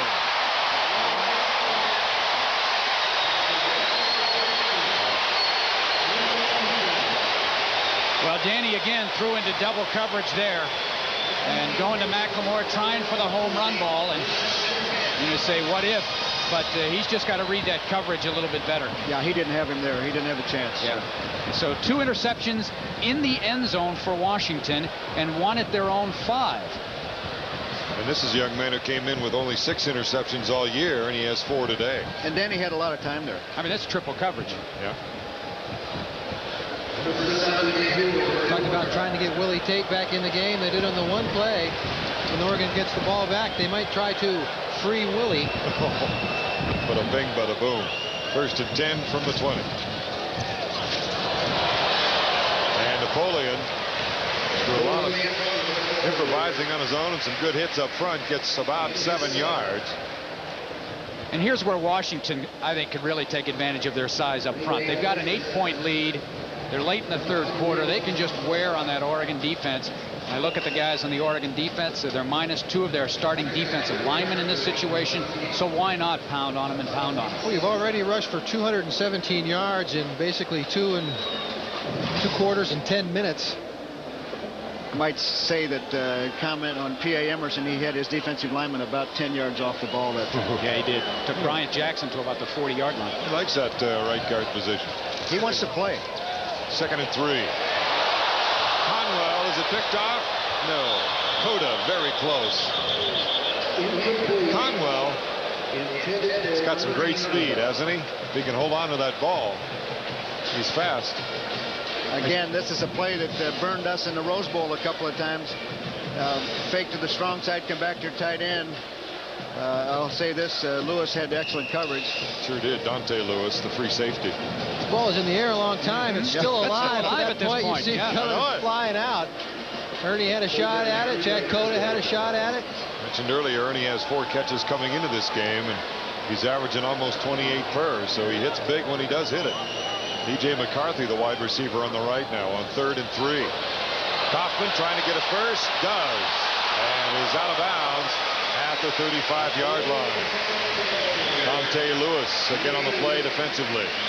Good individual ability on that play. Romeo Bandison with the penetration early. Kaufman gets off and gets it enough to get outside. Watch 97 come underneath here, but Napoleon Kaufman gets outside, and a nice block once again by Matt Jones to open up a snuff of a seam over the 100-yard mark. Huskies don't lose very often when Napoleon Kaufman gains over 100 yards. About 18, 19 straight, something like that now, when one of the running backs hits 100 in terms of victories. Kaufman slicing back against the grain where Ernest Jones meets up with him as he's up near the 40-yard line. About a 3-yard gain for him. So a good day for both running backs for the Huskies, O'Brien and Kaufman. I'll make sure too and mention that Damon Huard is back in the game at quarterback. Got some air back in his lungs. One of the problems, Todd, is that you see 3 of the secondary guys are leading tacklers for the Ducks, and that's not a good sign. No. Huard looking at 2nd down and 7. This quarter going fast. We're down to the 3-minute mark already. Kaufman again. Not much.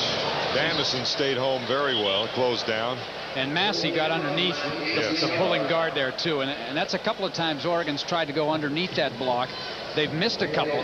Rich Rule has missed a couple coming inside there, but this time Massey, he's got the speed, and they missed him inside last week. Arizona State ran the ball pretty well. In fact, better than anybody has done against Oregon this year. Does he look familiar to you, Don? He's limping now too. Yeah, that's a guy. That's a guy. We'll get him. You've seen those headlights before, haven't you? Boy, that hurt, I'll tell you. Stop shaking. Stop shaking. It's all right. He's down there. You're up here. It's okay. 3rd down and 6. I'll bet it hurt. 3rd and 6 from right on the 40. And the shotgun. Kaufman trying to get him out in the open, let him do his thing. And he's got his first down to the 48-yard line. Eugene Jackson in on the tackle. Good job there by Napoleon Kaufman. He gets the ball in the open field on the throw from Huard and recognizes that I got 3 guys. I'm not going to out-juke 3 guys. I need a first down. I'm just going to go straight forward and hope I get it, and he does. Byron Rockwell also in on the tackle, the senior out of Davis, California. At linebacker. Minute 53. Clock going here in the 3rd. 1st and 10 from the Husky 48-yard line. Bino. Hey, he makes the most of it as he gets to midfield. A 2-yard gain, but it was by committee. As Dante Lewis and Chad Cota make the stop. Just stays with the pile. Well, and that's a sign of a good running back, isn't it, Don? You stay with those blockers until you have to go. Stay with 85 too. That's always a good sign. Yeah, no But I kidding. give Oregon defense a lot of credit. They kept leverage. They stayed in their position even though they were blocked, but made it tough on them until they could get some help out there. 2nd down and 7. Ball just into Duck territory. There you go. Toss sweep, Bino. And tripped up very well. It was indeed Rockwell coming in again, the senior. He only had 5 tackles coming into this game, Todd. As I mentioned, Asher has gotten almost all the reps there inside, along with Massey and Rule. Rockwell is a very intelligent young man. He's got almost a 4-point average. Wants to get into the stock market business. I don't know if this is a good time to do what that. What a mistake. But it better be. Just so he's using somebody else's money, not his, right? Don't knock that profession. Chuck is a stockbroker, among other things. We know. It better be good. 3rd down and 7.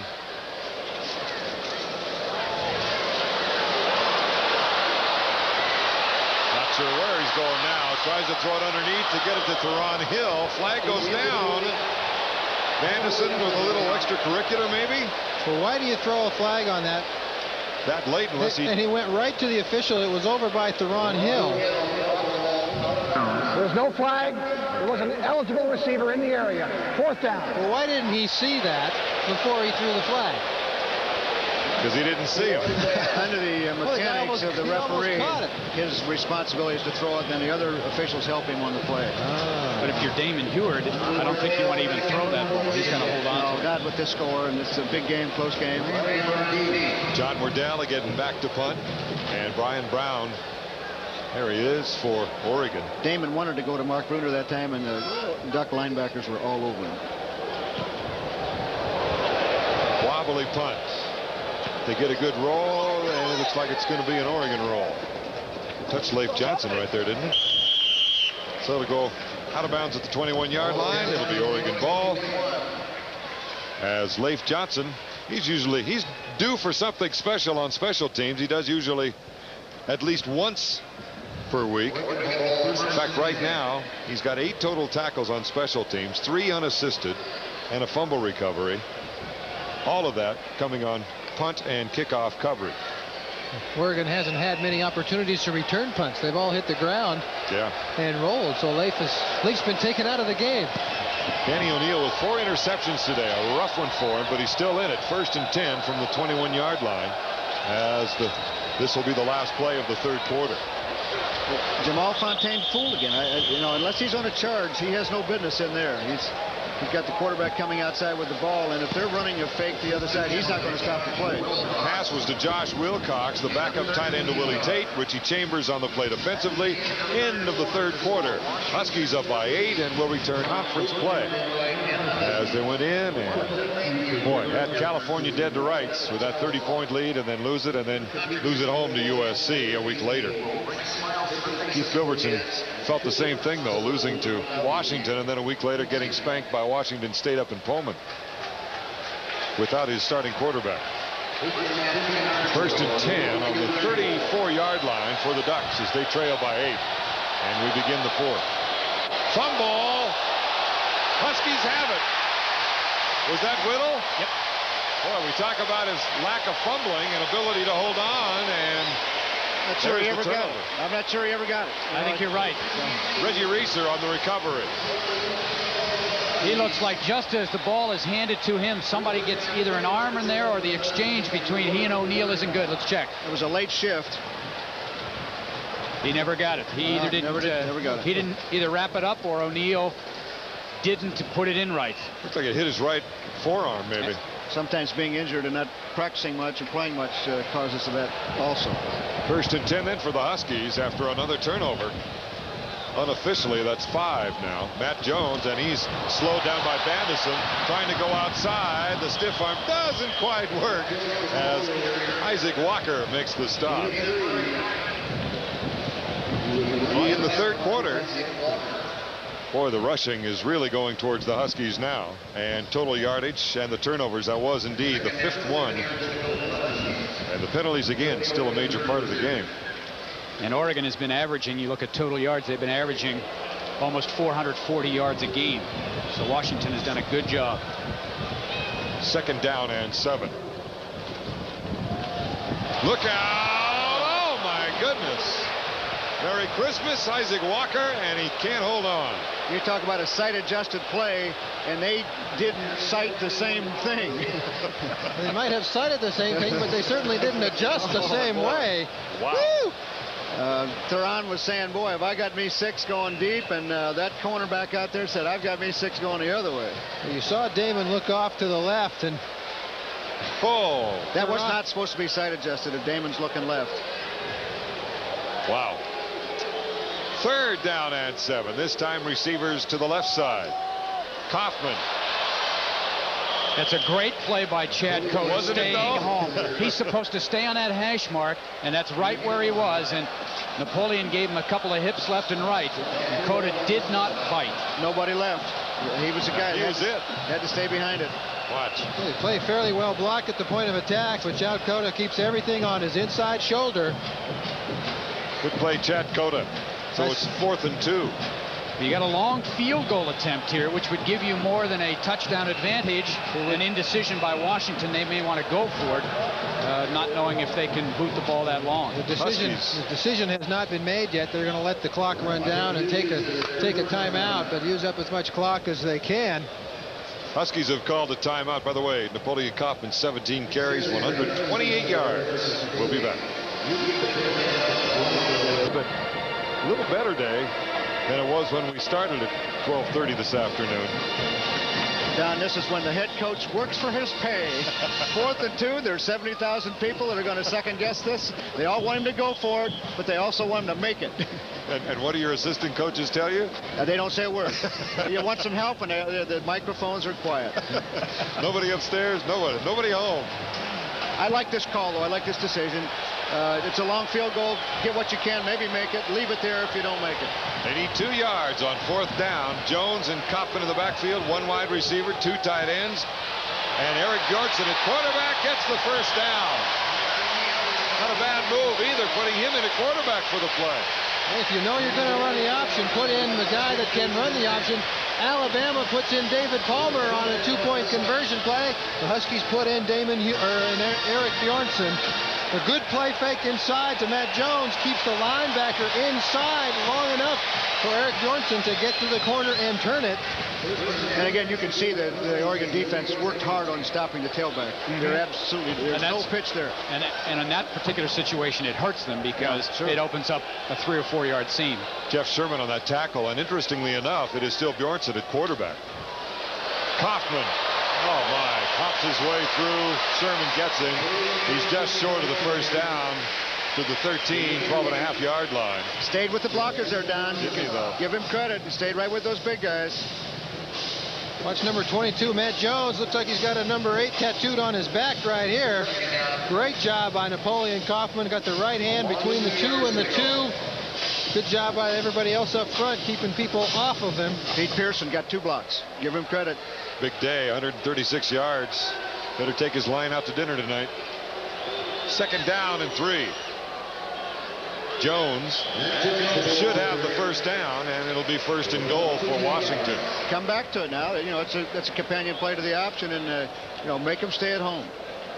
And Bjornsson staying in at quarterback throughout this series. This is good. Good experience for Eric.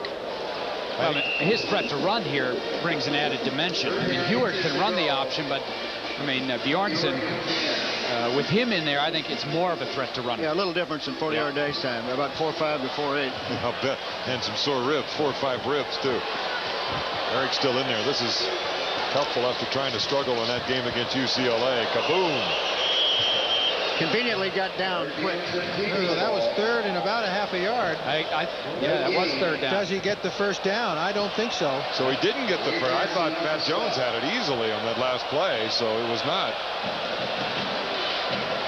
This 4th down decision a little bit easier than the last one. The play call may not be as easy. Do you run the option again? I think maybe the quarterback sneak might be the thing to go back to. Don't risk the handoff. 4th and I want to fake the dive and throw it. Go for all to of the it. tight end. Expect Frolic out to the left. And the big guy, Bjornsson, just simply tucks it under and goes in for the first down. You quick snap it. Just fall forward. Got more yards than they did last time they did that. They're getting better. 1st and goal for Eric Bjornsson. Still hard to get used to Jim Lambright walking the sidelines. Haven't seen him down there for a long time. It's real different. Spent a lot of time in the press box. Sure did. First and goal from the 9-yard line as Kralik comes out to the left side for Coach Lambright. And the double tight end, Kaufman, right up the belly, down to the 2, maybe the 1.5-yard line. Sherman and Cota on the stop. Tom Gallagher, the strong side tackle, leading a pretty good rush out there for Napoleon. After the sight adjustment that was maladjusted, have they thrown a pass in this drive since then? I think they've decided that they're going to run this ball in the end zone. They're doing a good job of it. Nice blocking by Kessie on that last play, too. He had screened off his side quite well. Second and goal from the 2. Kaufman over the top. And the second TD, Kaufman paying for that one. They may not have thrown any passes, but they're putting the ball in the air. Yeah, unless you're one of those Patriot missiles, it's tough to defend that one. And wow. I think the injuries to the Oregon defensive front are really taking its toll now. And now you're going to see a shootout. Now Danny O'Neill's going to have to take the ball and put it up. So it's going to get exciting. Napoleon lands flat on his back. Ouch. It hurts all the way up here. It's killing me. At 20-6, Hanson can extend the lead and does so. So with 10:15 remaining here in the fourth quarter, Huskies extending it to a 21-6 margin. We'll be back. Oregon 6. Bailey, he was basically standing up, and Bandis in 97 was coming down the line, so they must have been trying to do something different because those two guys didn't have their noses down to the turf. A lot of time eaten up by the Huskies. Quarterback trying to, rather a coach's dream when you can have a 4 or 5 minute drive. You know, I think the frustrating thing for Oregon is they felt coming into this game, Washington had to run the football today with Heward being questionable, and Washington, to their credit, has been able to run the football. 267 yards so far. Burwell and Whittle. Burwell leaves it there on the end, as in Washington. So it'll be 1st and 10 on the 20-yard line for Danny O'Neill and the Oregon Ducks. Said Danny O'Neill and Oregon going to have to throw the ball a little bit. If you're the defensive coordinator, Jim Lambright still the defensive coordinator, you know they're going to throw it. Do you send more people anyway, but you've been susceptible to the big play when you do that? I mean, the decision he has to make is, do I go ahead and play soft to keep away from the big play, or do I send people because I know they're going to throw it? Coming in, I think they felt like they could handle the receivers, but we'll see. You know, they've got Willie Tate out here at the bottom, play some wide receiver for him, big target. Detwiler is at the top of your screen. There's the pitch to Burwell. And Richie Chambers closing in well. Got some help from Reggie Reeser as well, who closed in extremely well. He had a good call, and I thought, but the Huskies went too deep, so that meant that Reggie could come up quickly and support from the outside. The play blocked well from the inside, but there's one linebacker out there, and Reggie Reeser a good job of forcing from the corner. Chambers can run. He got out there. Good shape. Good speed. I didn't know they raised kids that could run that fast from Lake Stevens. They had to get to the dock because the boat was leaving to go water skiing, and Don. that's in Snohomish County. Snohomish County. 2nd down and 9. Good. O'Neal still looks and finally has to go out of bounds. Now we might have a penalty here. Let's see. No? They usually get that one called. Yeah, I'm amazed they didn't call it. Especially on the Oregon sideline, but you don't see any. Rich Brooks, surprised, isn't DeMarco about halfway up the whistle on one of those officials. I believe that was that Cedric White or DeMarco Farr that. It was DeMarco. DeMarco. You see Demetrius Devers here. Oh, Mr. Burwell. Burwell will get credit. He made the block and got him out of the play. See, DeMarco Farr continues to pursue, and right here, I think everybody's just. Oh my! I can't believe they didn't call it. I think maybe he was trying to. It looked a little better on the replay than it did. Looked like maybe he was trying to back off a little. That's what the officials look for. No touchdowns, 4 interceptions coming into the game. He had almost a 4-to-1 ratio the other way. USC's been the nemesis for Danny in the past. He's really struggling today. 3rd and 7. Pressure, DeMarco Farr. Flag goes down in the backfield. Iwaliko also took a look at him. And more than likely, as Demetrius Devers gets him out of bounds, it'll be a hold on the Ducks. Wait and see. There's pressure in the middle from DeMarco Farr. flushes the bird. Yeah, but see if O'Neill could have stepped up into the pocket here. Maybe not. No, they had a good twist there. Iwaliko was he coming stayed at up. home. Yeah. Demetrius Jeevers comes very close to getting another flag in almost the exact place. The official right on the play does not throw the flag. So Tommy Thompson will come out in front, and Bino Bryant. Holding on the offense. Decline. 4th down. That Flood's getting hoarse. He's worked hard today. Bino Bryant will be back to receive. DeMarco, 8th in the conference in tackles for loss. He had 10 coming in, with 4 sacks to go along, as Tommy is back on his 4-yard line. Bino only 34 yards back. He's not counting on a big punt from Tommy Thompson. Playing the wind, Going too. into the wind, yeah. Short punt. He's got a shot. Trying to get that opening gate. Oh, my goodness, what a great tackle by Cota. He'd still be running. Well, this week, Oregon has put a lot of their first-teamers on the special teams, and Chad Cota is one of those guys. Ernest Jones was also in there. Excuse me, Todd, 32-yard punt, 14-yard return on this, but it would have played by your pal Cota. He takes care of the blocker, makes the tackle. I mean, you can't ask for anything more. There are a lot of guys in this league that would not have made that play. Right. Yeah, that would have been a touchdown against some other teams. Cota, as I said earlier, the Pac-10 Player of the Week for his hard work against Arizona State last week. Eric Bjornsson stays at quarterback. 1st and 10. Wise move when you've got the lead and you've got a banged-up quarterback starter. Bjornsson showing some of the speed he's got to get away from Ernest Jones.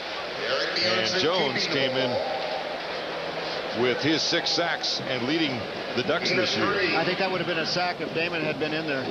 Oh, I think so too. That kind of acceleration to get out of trouble. A change of pace on 1st down also. We saw that virtually all of that last drive was running plays. This time they come out and say, well, we wanted you to think we were going to run it the rest of the game, but we might throw it a time or two. Here's the point I was trying to make. This is really helpful for Eric because he had to go into that UCLA game so suddenly. It's such a critical time. It was really tough on him. And good pressure by UCLA. Bino carries down near the 30-yard line. Rich Rule had his hands wrapped around Bino's leg for the tackle. Clock continues to roll. 8:50, 8:49 here in the 4th quarter. As, my goodness, folks, the sun is out.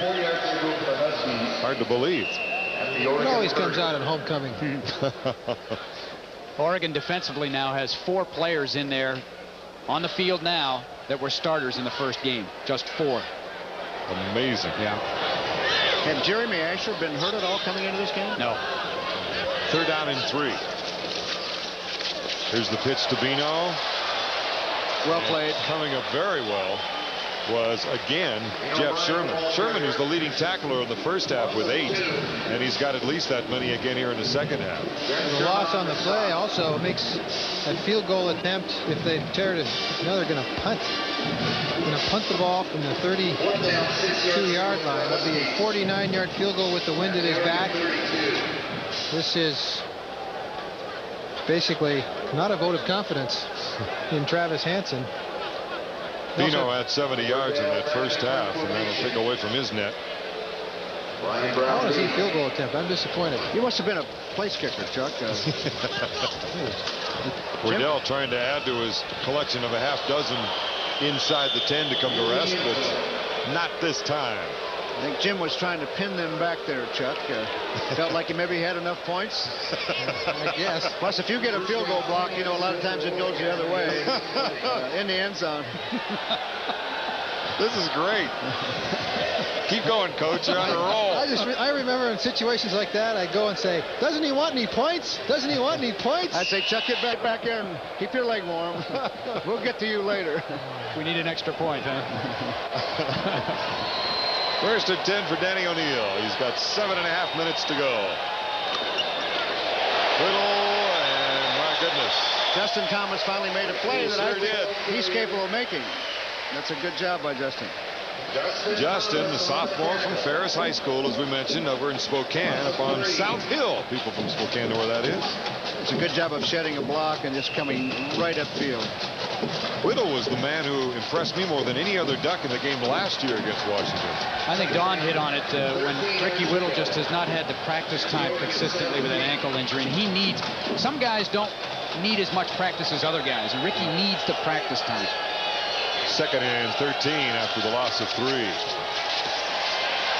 O'Neal now fighting for his life as Thomas again brings him down. This time he brings the quarterback. He had Whittle open, too, if he could have just had enough time to get the ball to him. Well, and you wonder now if his thought process has completely changed from what it was in the first quarter. Is he looking for white jerseys or purple jerseys? Ink Aliaga is back after that broken leg at the beginning of training camp. Highly regarded linebacker. Boy, that's great to see, Don. Oh, he's an excellent football player, too. He's one of the kids from Hawaii we got from the Ducks. Well, they've got a lot of them over there that play. It's a fertile ground for recruiting. Play on the weak side linebacker. On the right side of the field. Ooh. And O'Neal is hauled down by Jamal Fontaine. DeMarco Farr just stopped. Thought he read screen, comes to a dead stop, does DeMarco Farr. Well, he said I was in there so quick it had to be a screen. That's right. Couldn't have gotten here that fast on purpose. A good defensive lineman will sense that if it's too easy, something's wrong. Yeah, your young freshman might make a mistake like that and figure they're supposed to be in there, but he's a seasoned veteran. Thompson back on his own 6. Hang time has been outstanding today by Tommy, and Bean O'Brien hoping to bust one. His last one, a 14-yard return. Lamar Lyons close. Fair catch at the 46. So Thompson does his job. And Cota was there ready to tackle Mr. Bryant if he had not. Be right back. No return. Washington, Bjorkson still a quarterback, going to Mark Bruner, his tight end.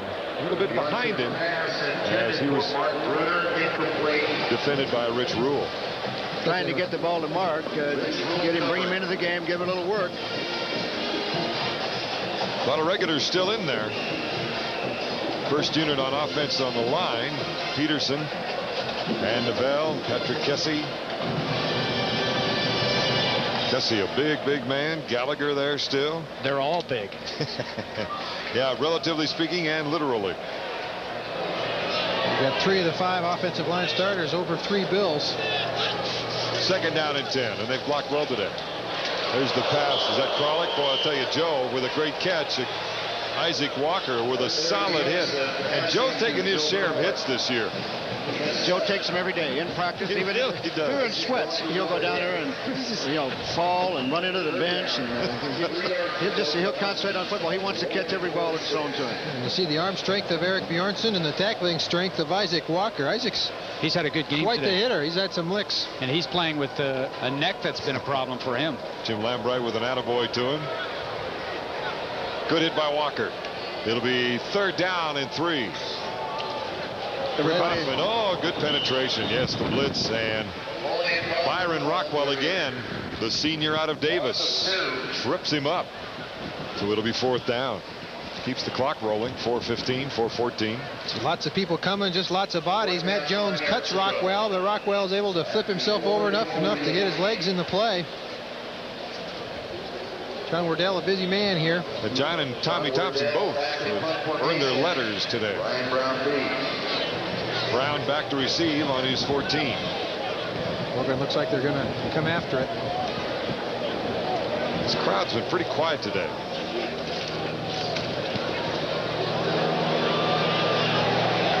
Brown from his 11. Ernie Conwell forcing him to go inside, and number 57, John Fiala with the tackle. There he is. Fiala, the redshirt freshman out of Lake Washington High School and Bellevue. 3:39 here in the 4th quarter. You Husky fans will want to tune in Thursday evening for the latest edition of Husky Profile, but much more. Isn't it amazing how they can preserve film now? Those things that they can do to keep those films alive from way back when in Don James's first year. That's right. Sean Burwell carrying on the last play. Hank Galiaga got the tackle. They say one of the good things about him are his instincts. That he is able to sniff out a play extremely well as a linebacker. 2nd and 3. Then has the ability to get there once he smells it. Hope that leg is healthy. Tate again. That's 2 of those.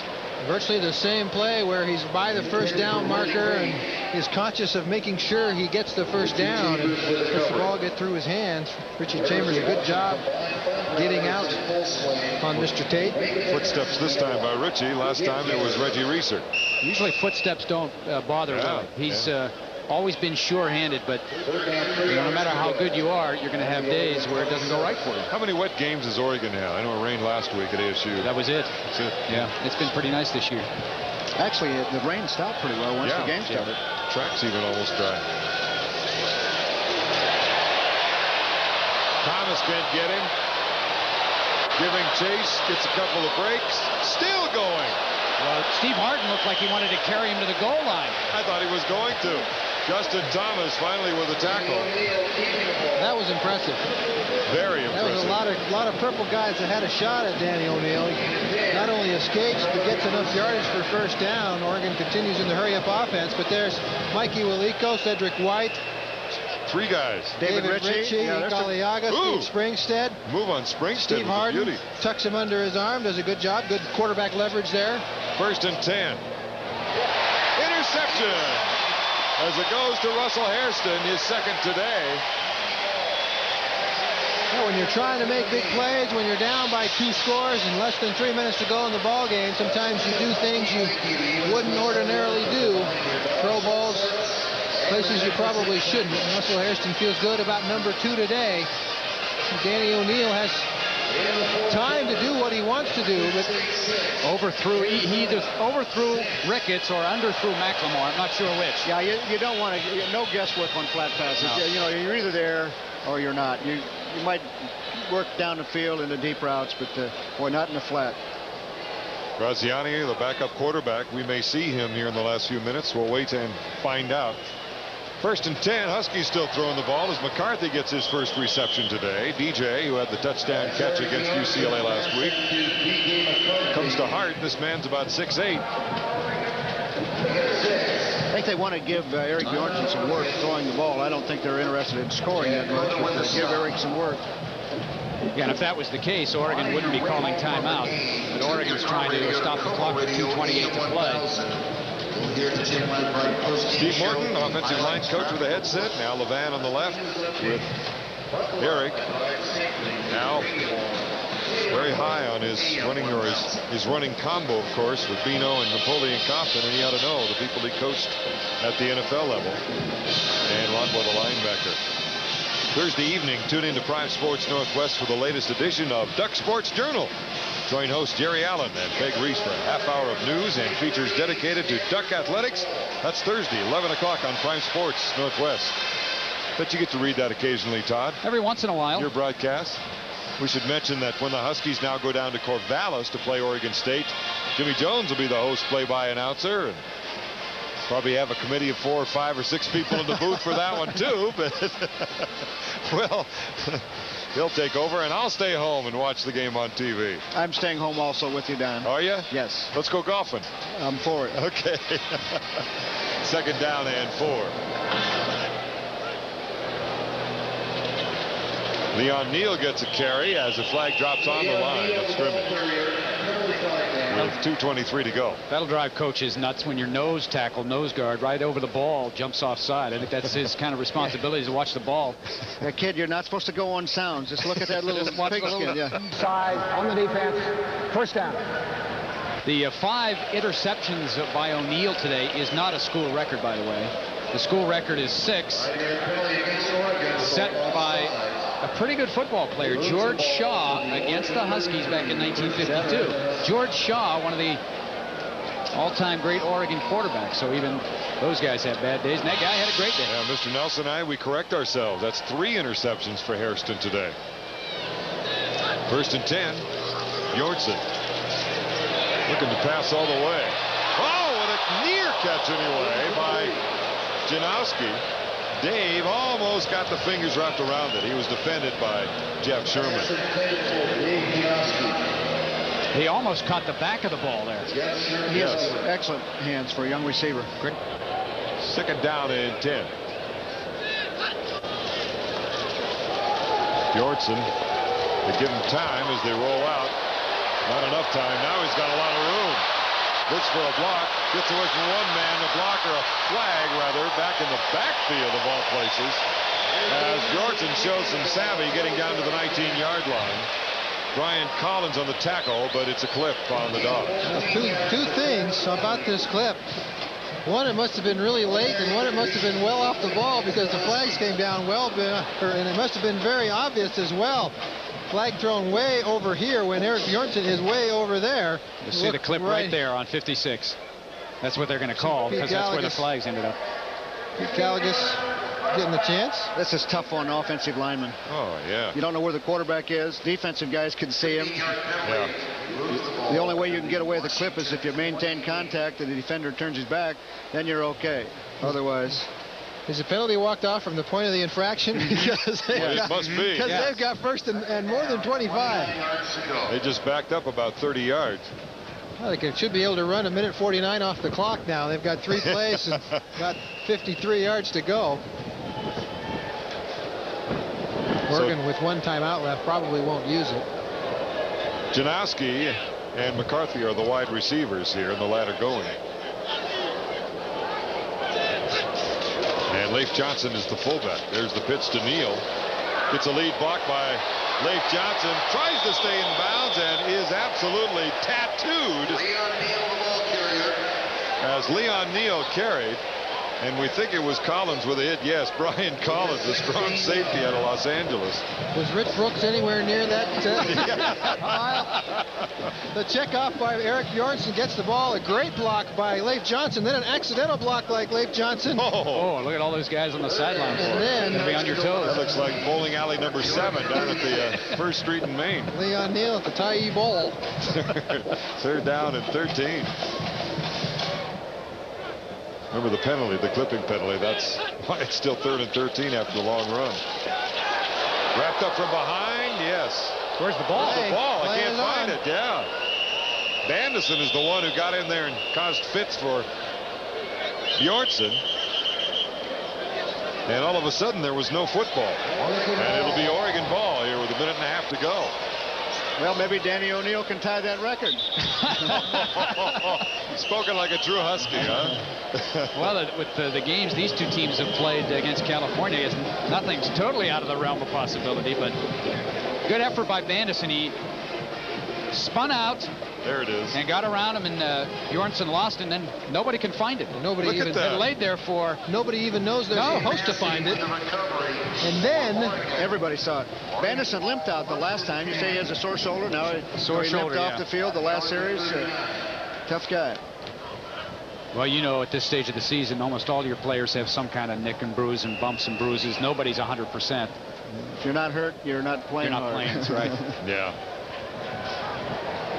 1 minute and 30 to go. 21-6 on a late Sunday night.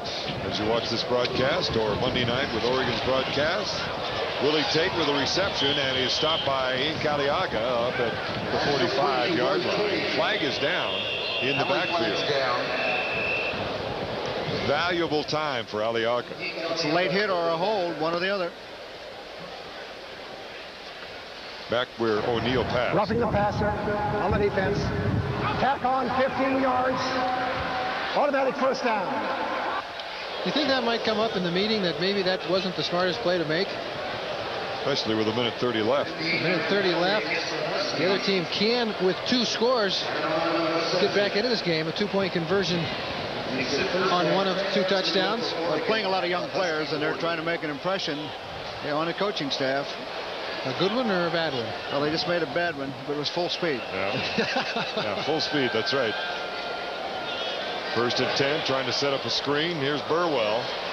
Gets a couple of good blocks inside the 30, and Josh Moore is there, along with Aliaga. Aliaga comes into the ball game, and we've mentioned him at least 3 times on 3 plays. I was going to say it might be time for some of the first teamers to come back in just to settle things down a little. Maybe not all your guys, but I don't think they want to give up a score. No. Not with 1:09 to go. You're right. And you do see some more familiar numbers.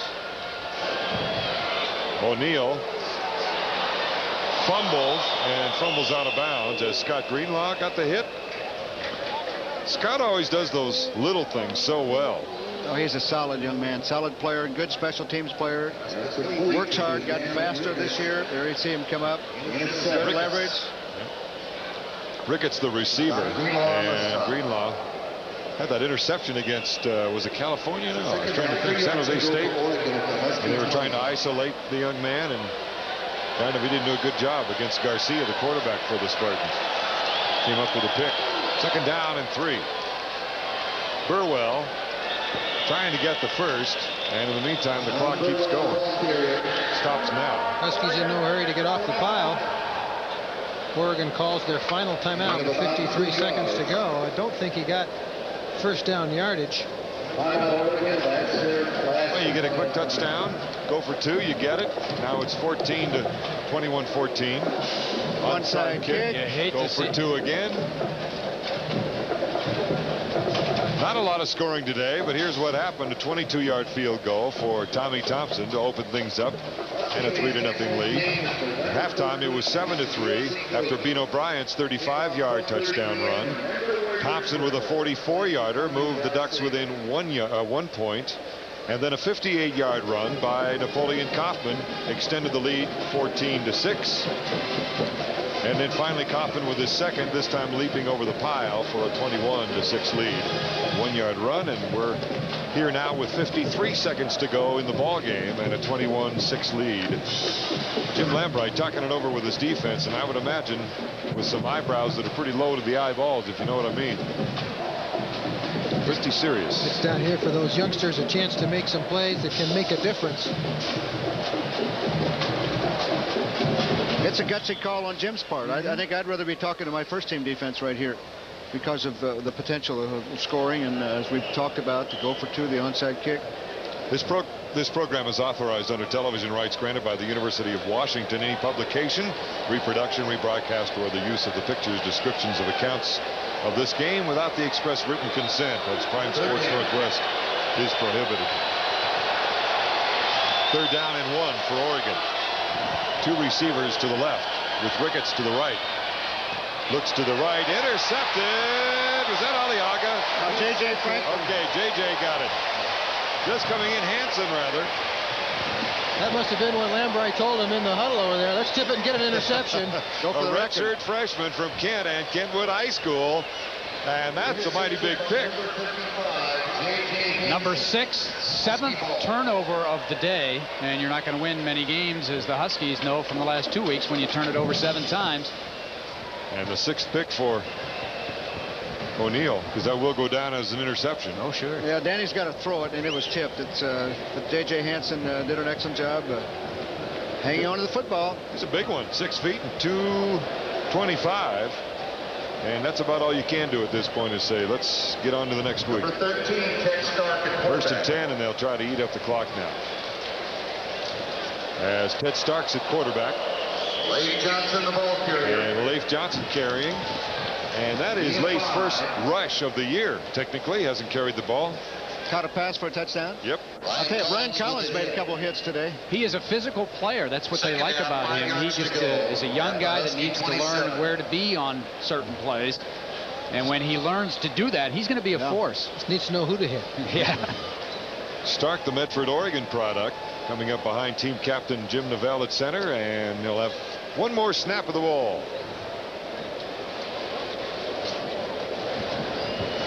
Leif Johnson again.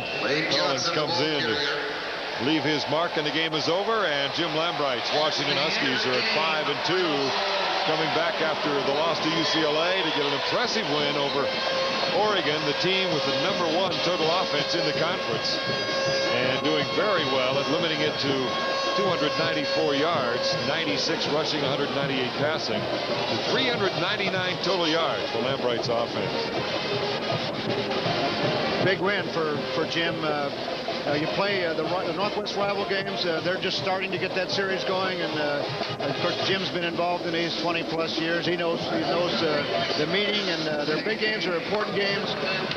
And this is a big win for Jim and the Huskies. And they're never easy games either. No, This is a very, very typical. Prime Network's Pac-10 Game of the Week at halftime. I'll be back with more scores and highlights in a preview.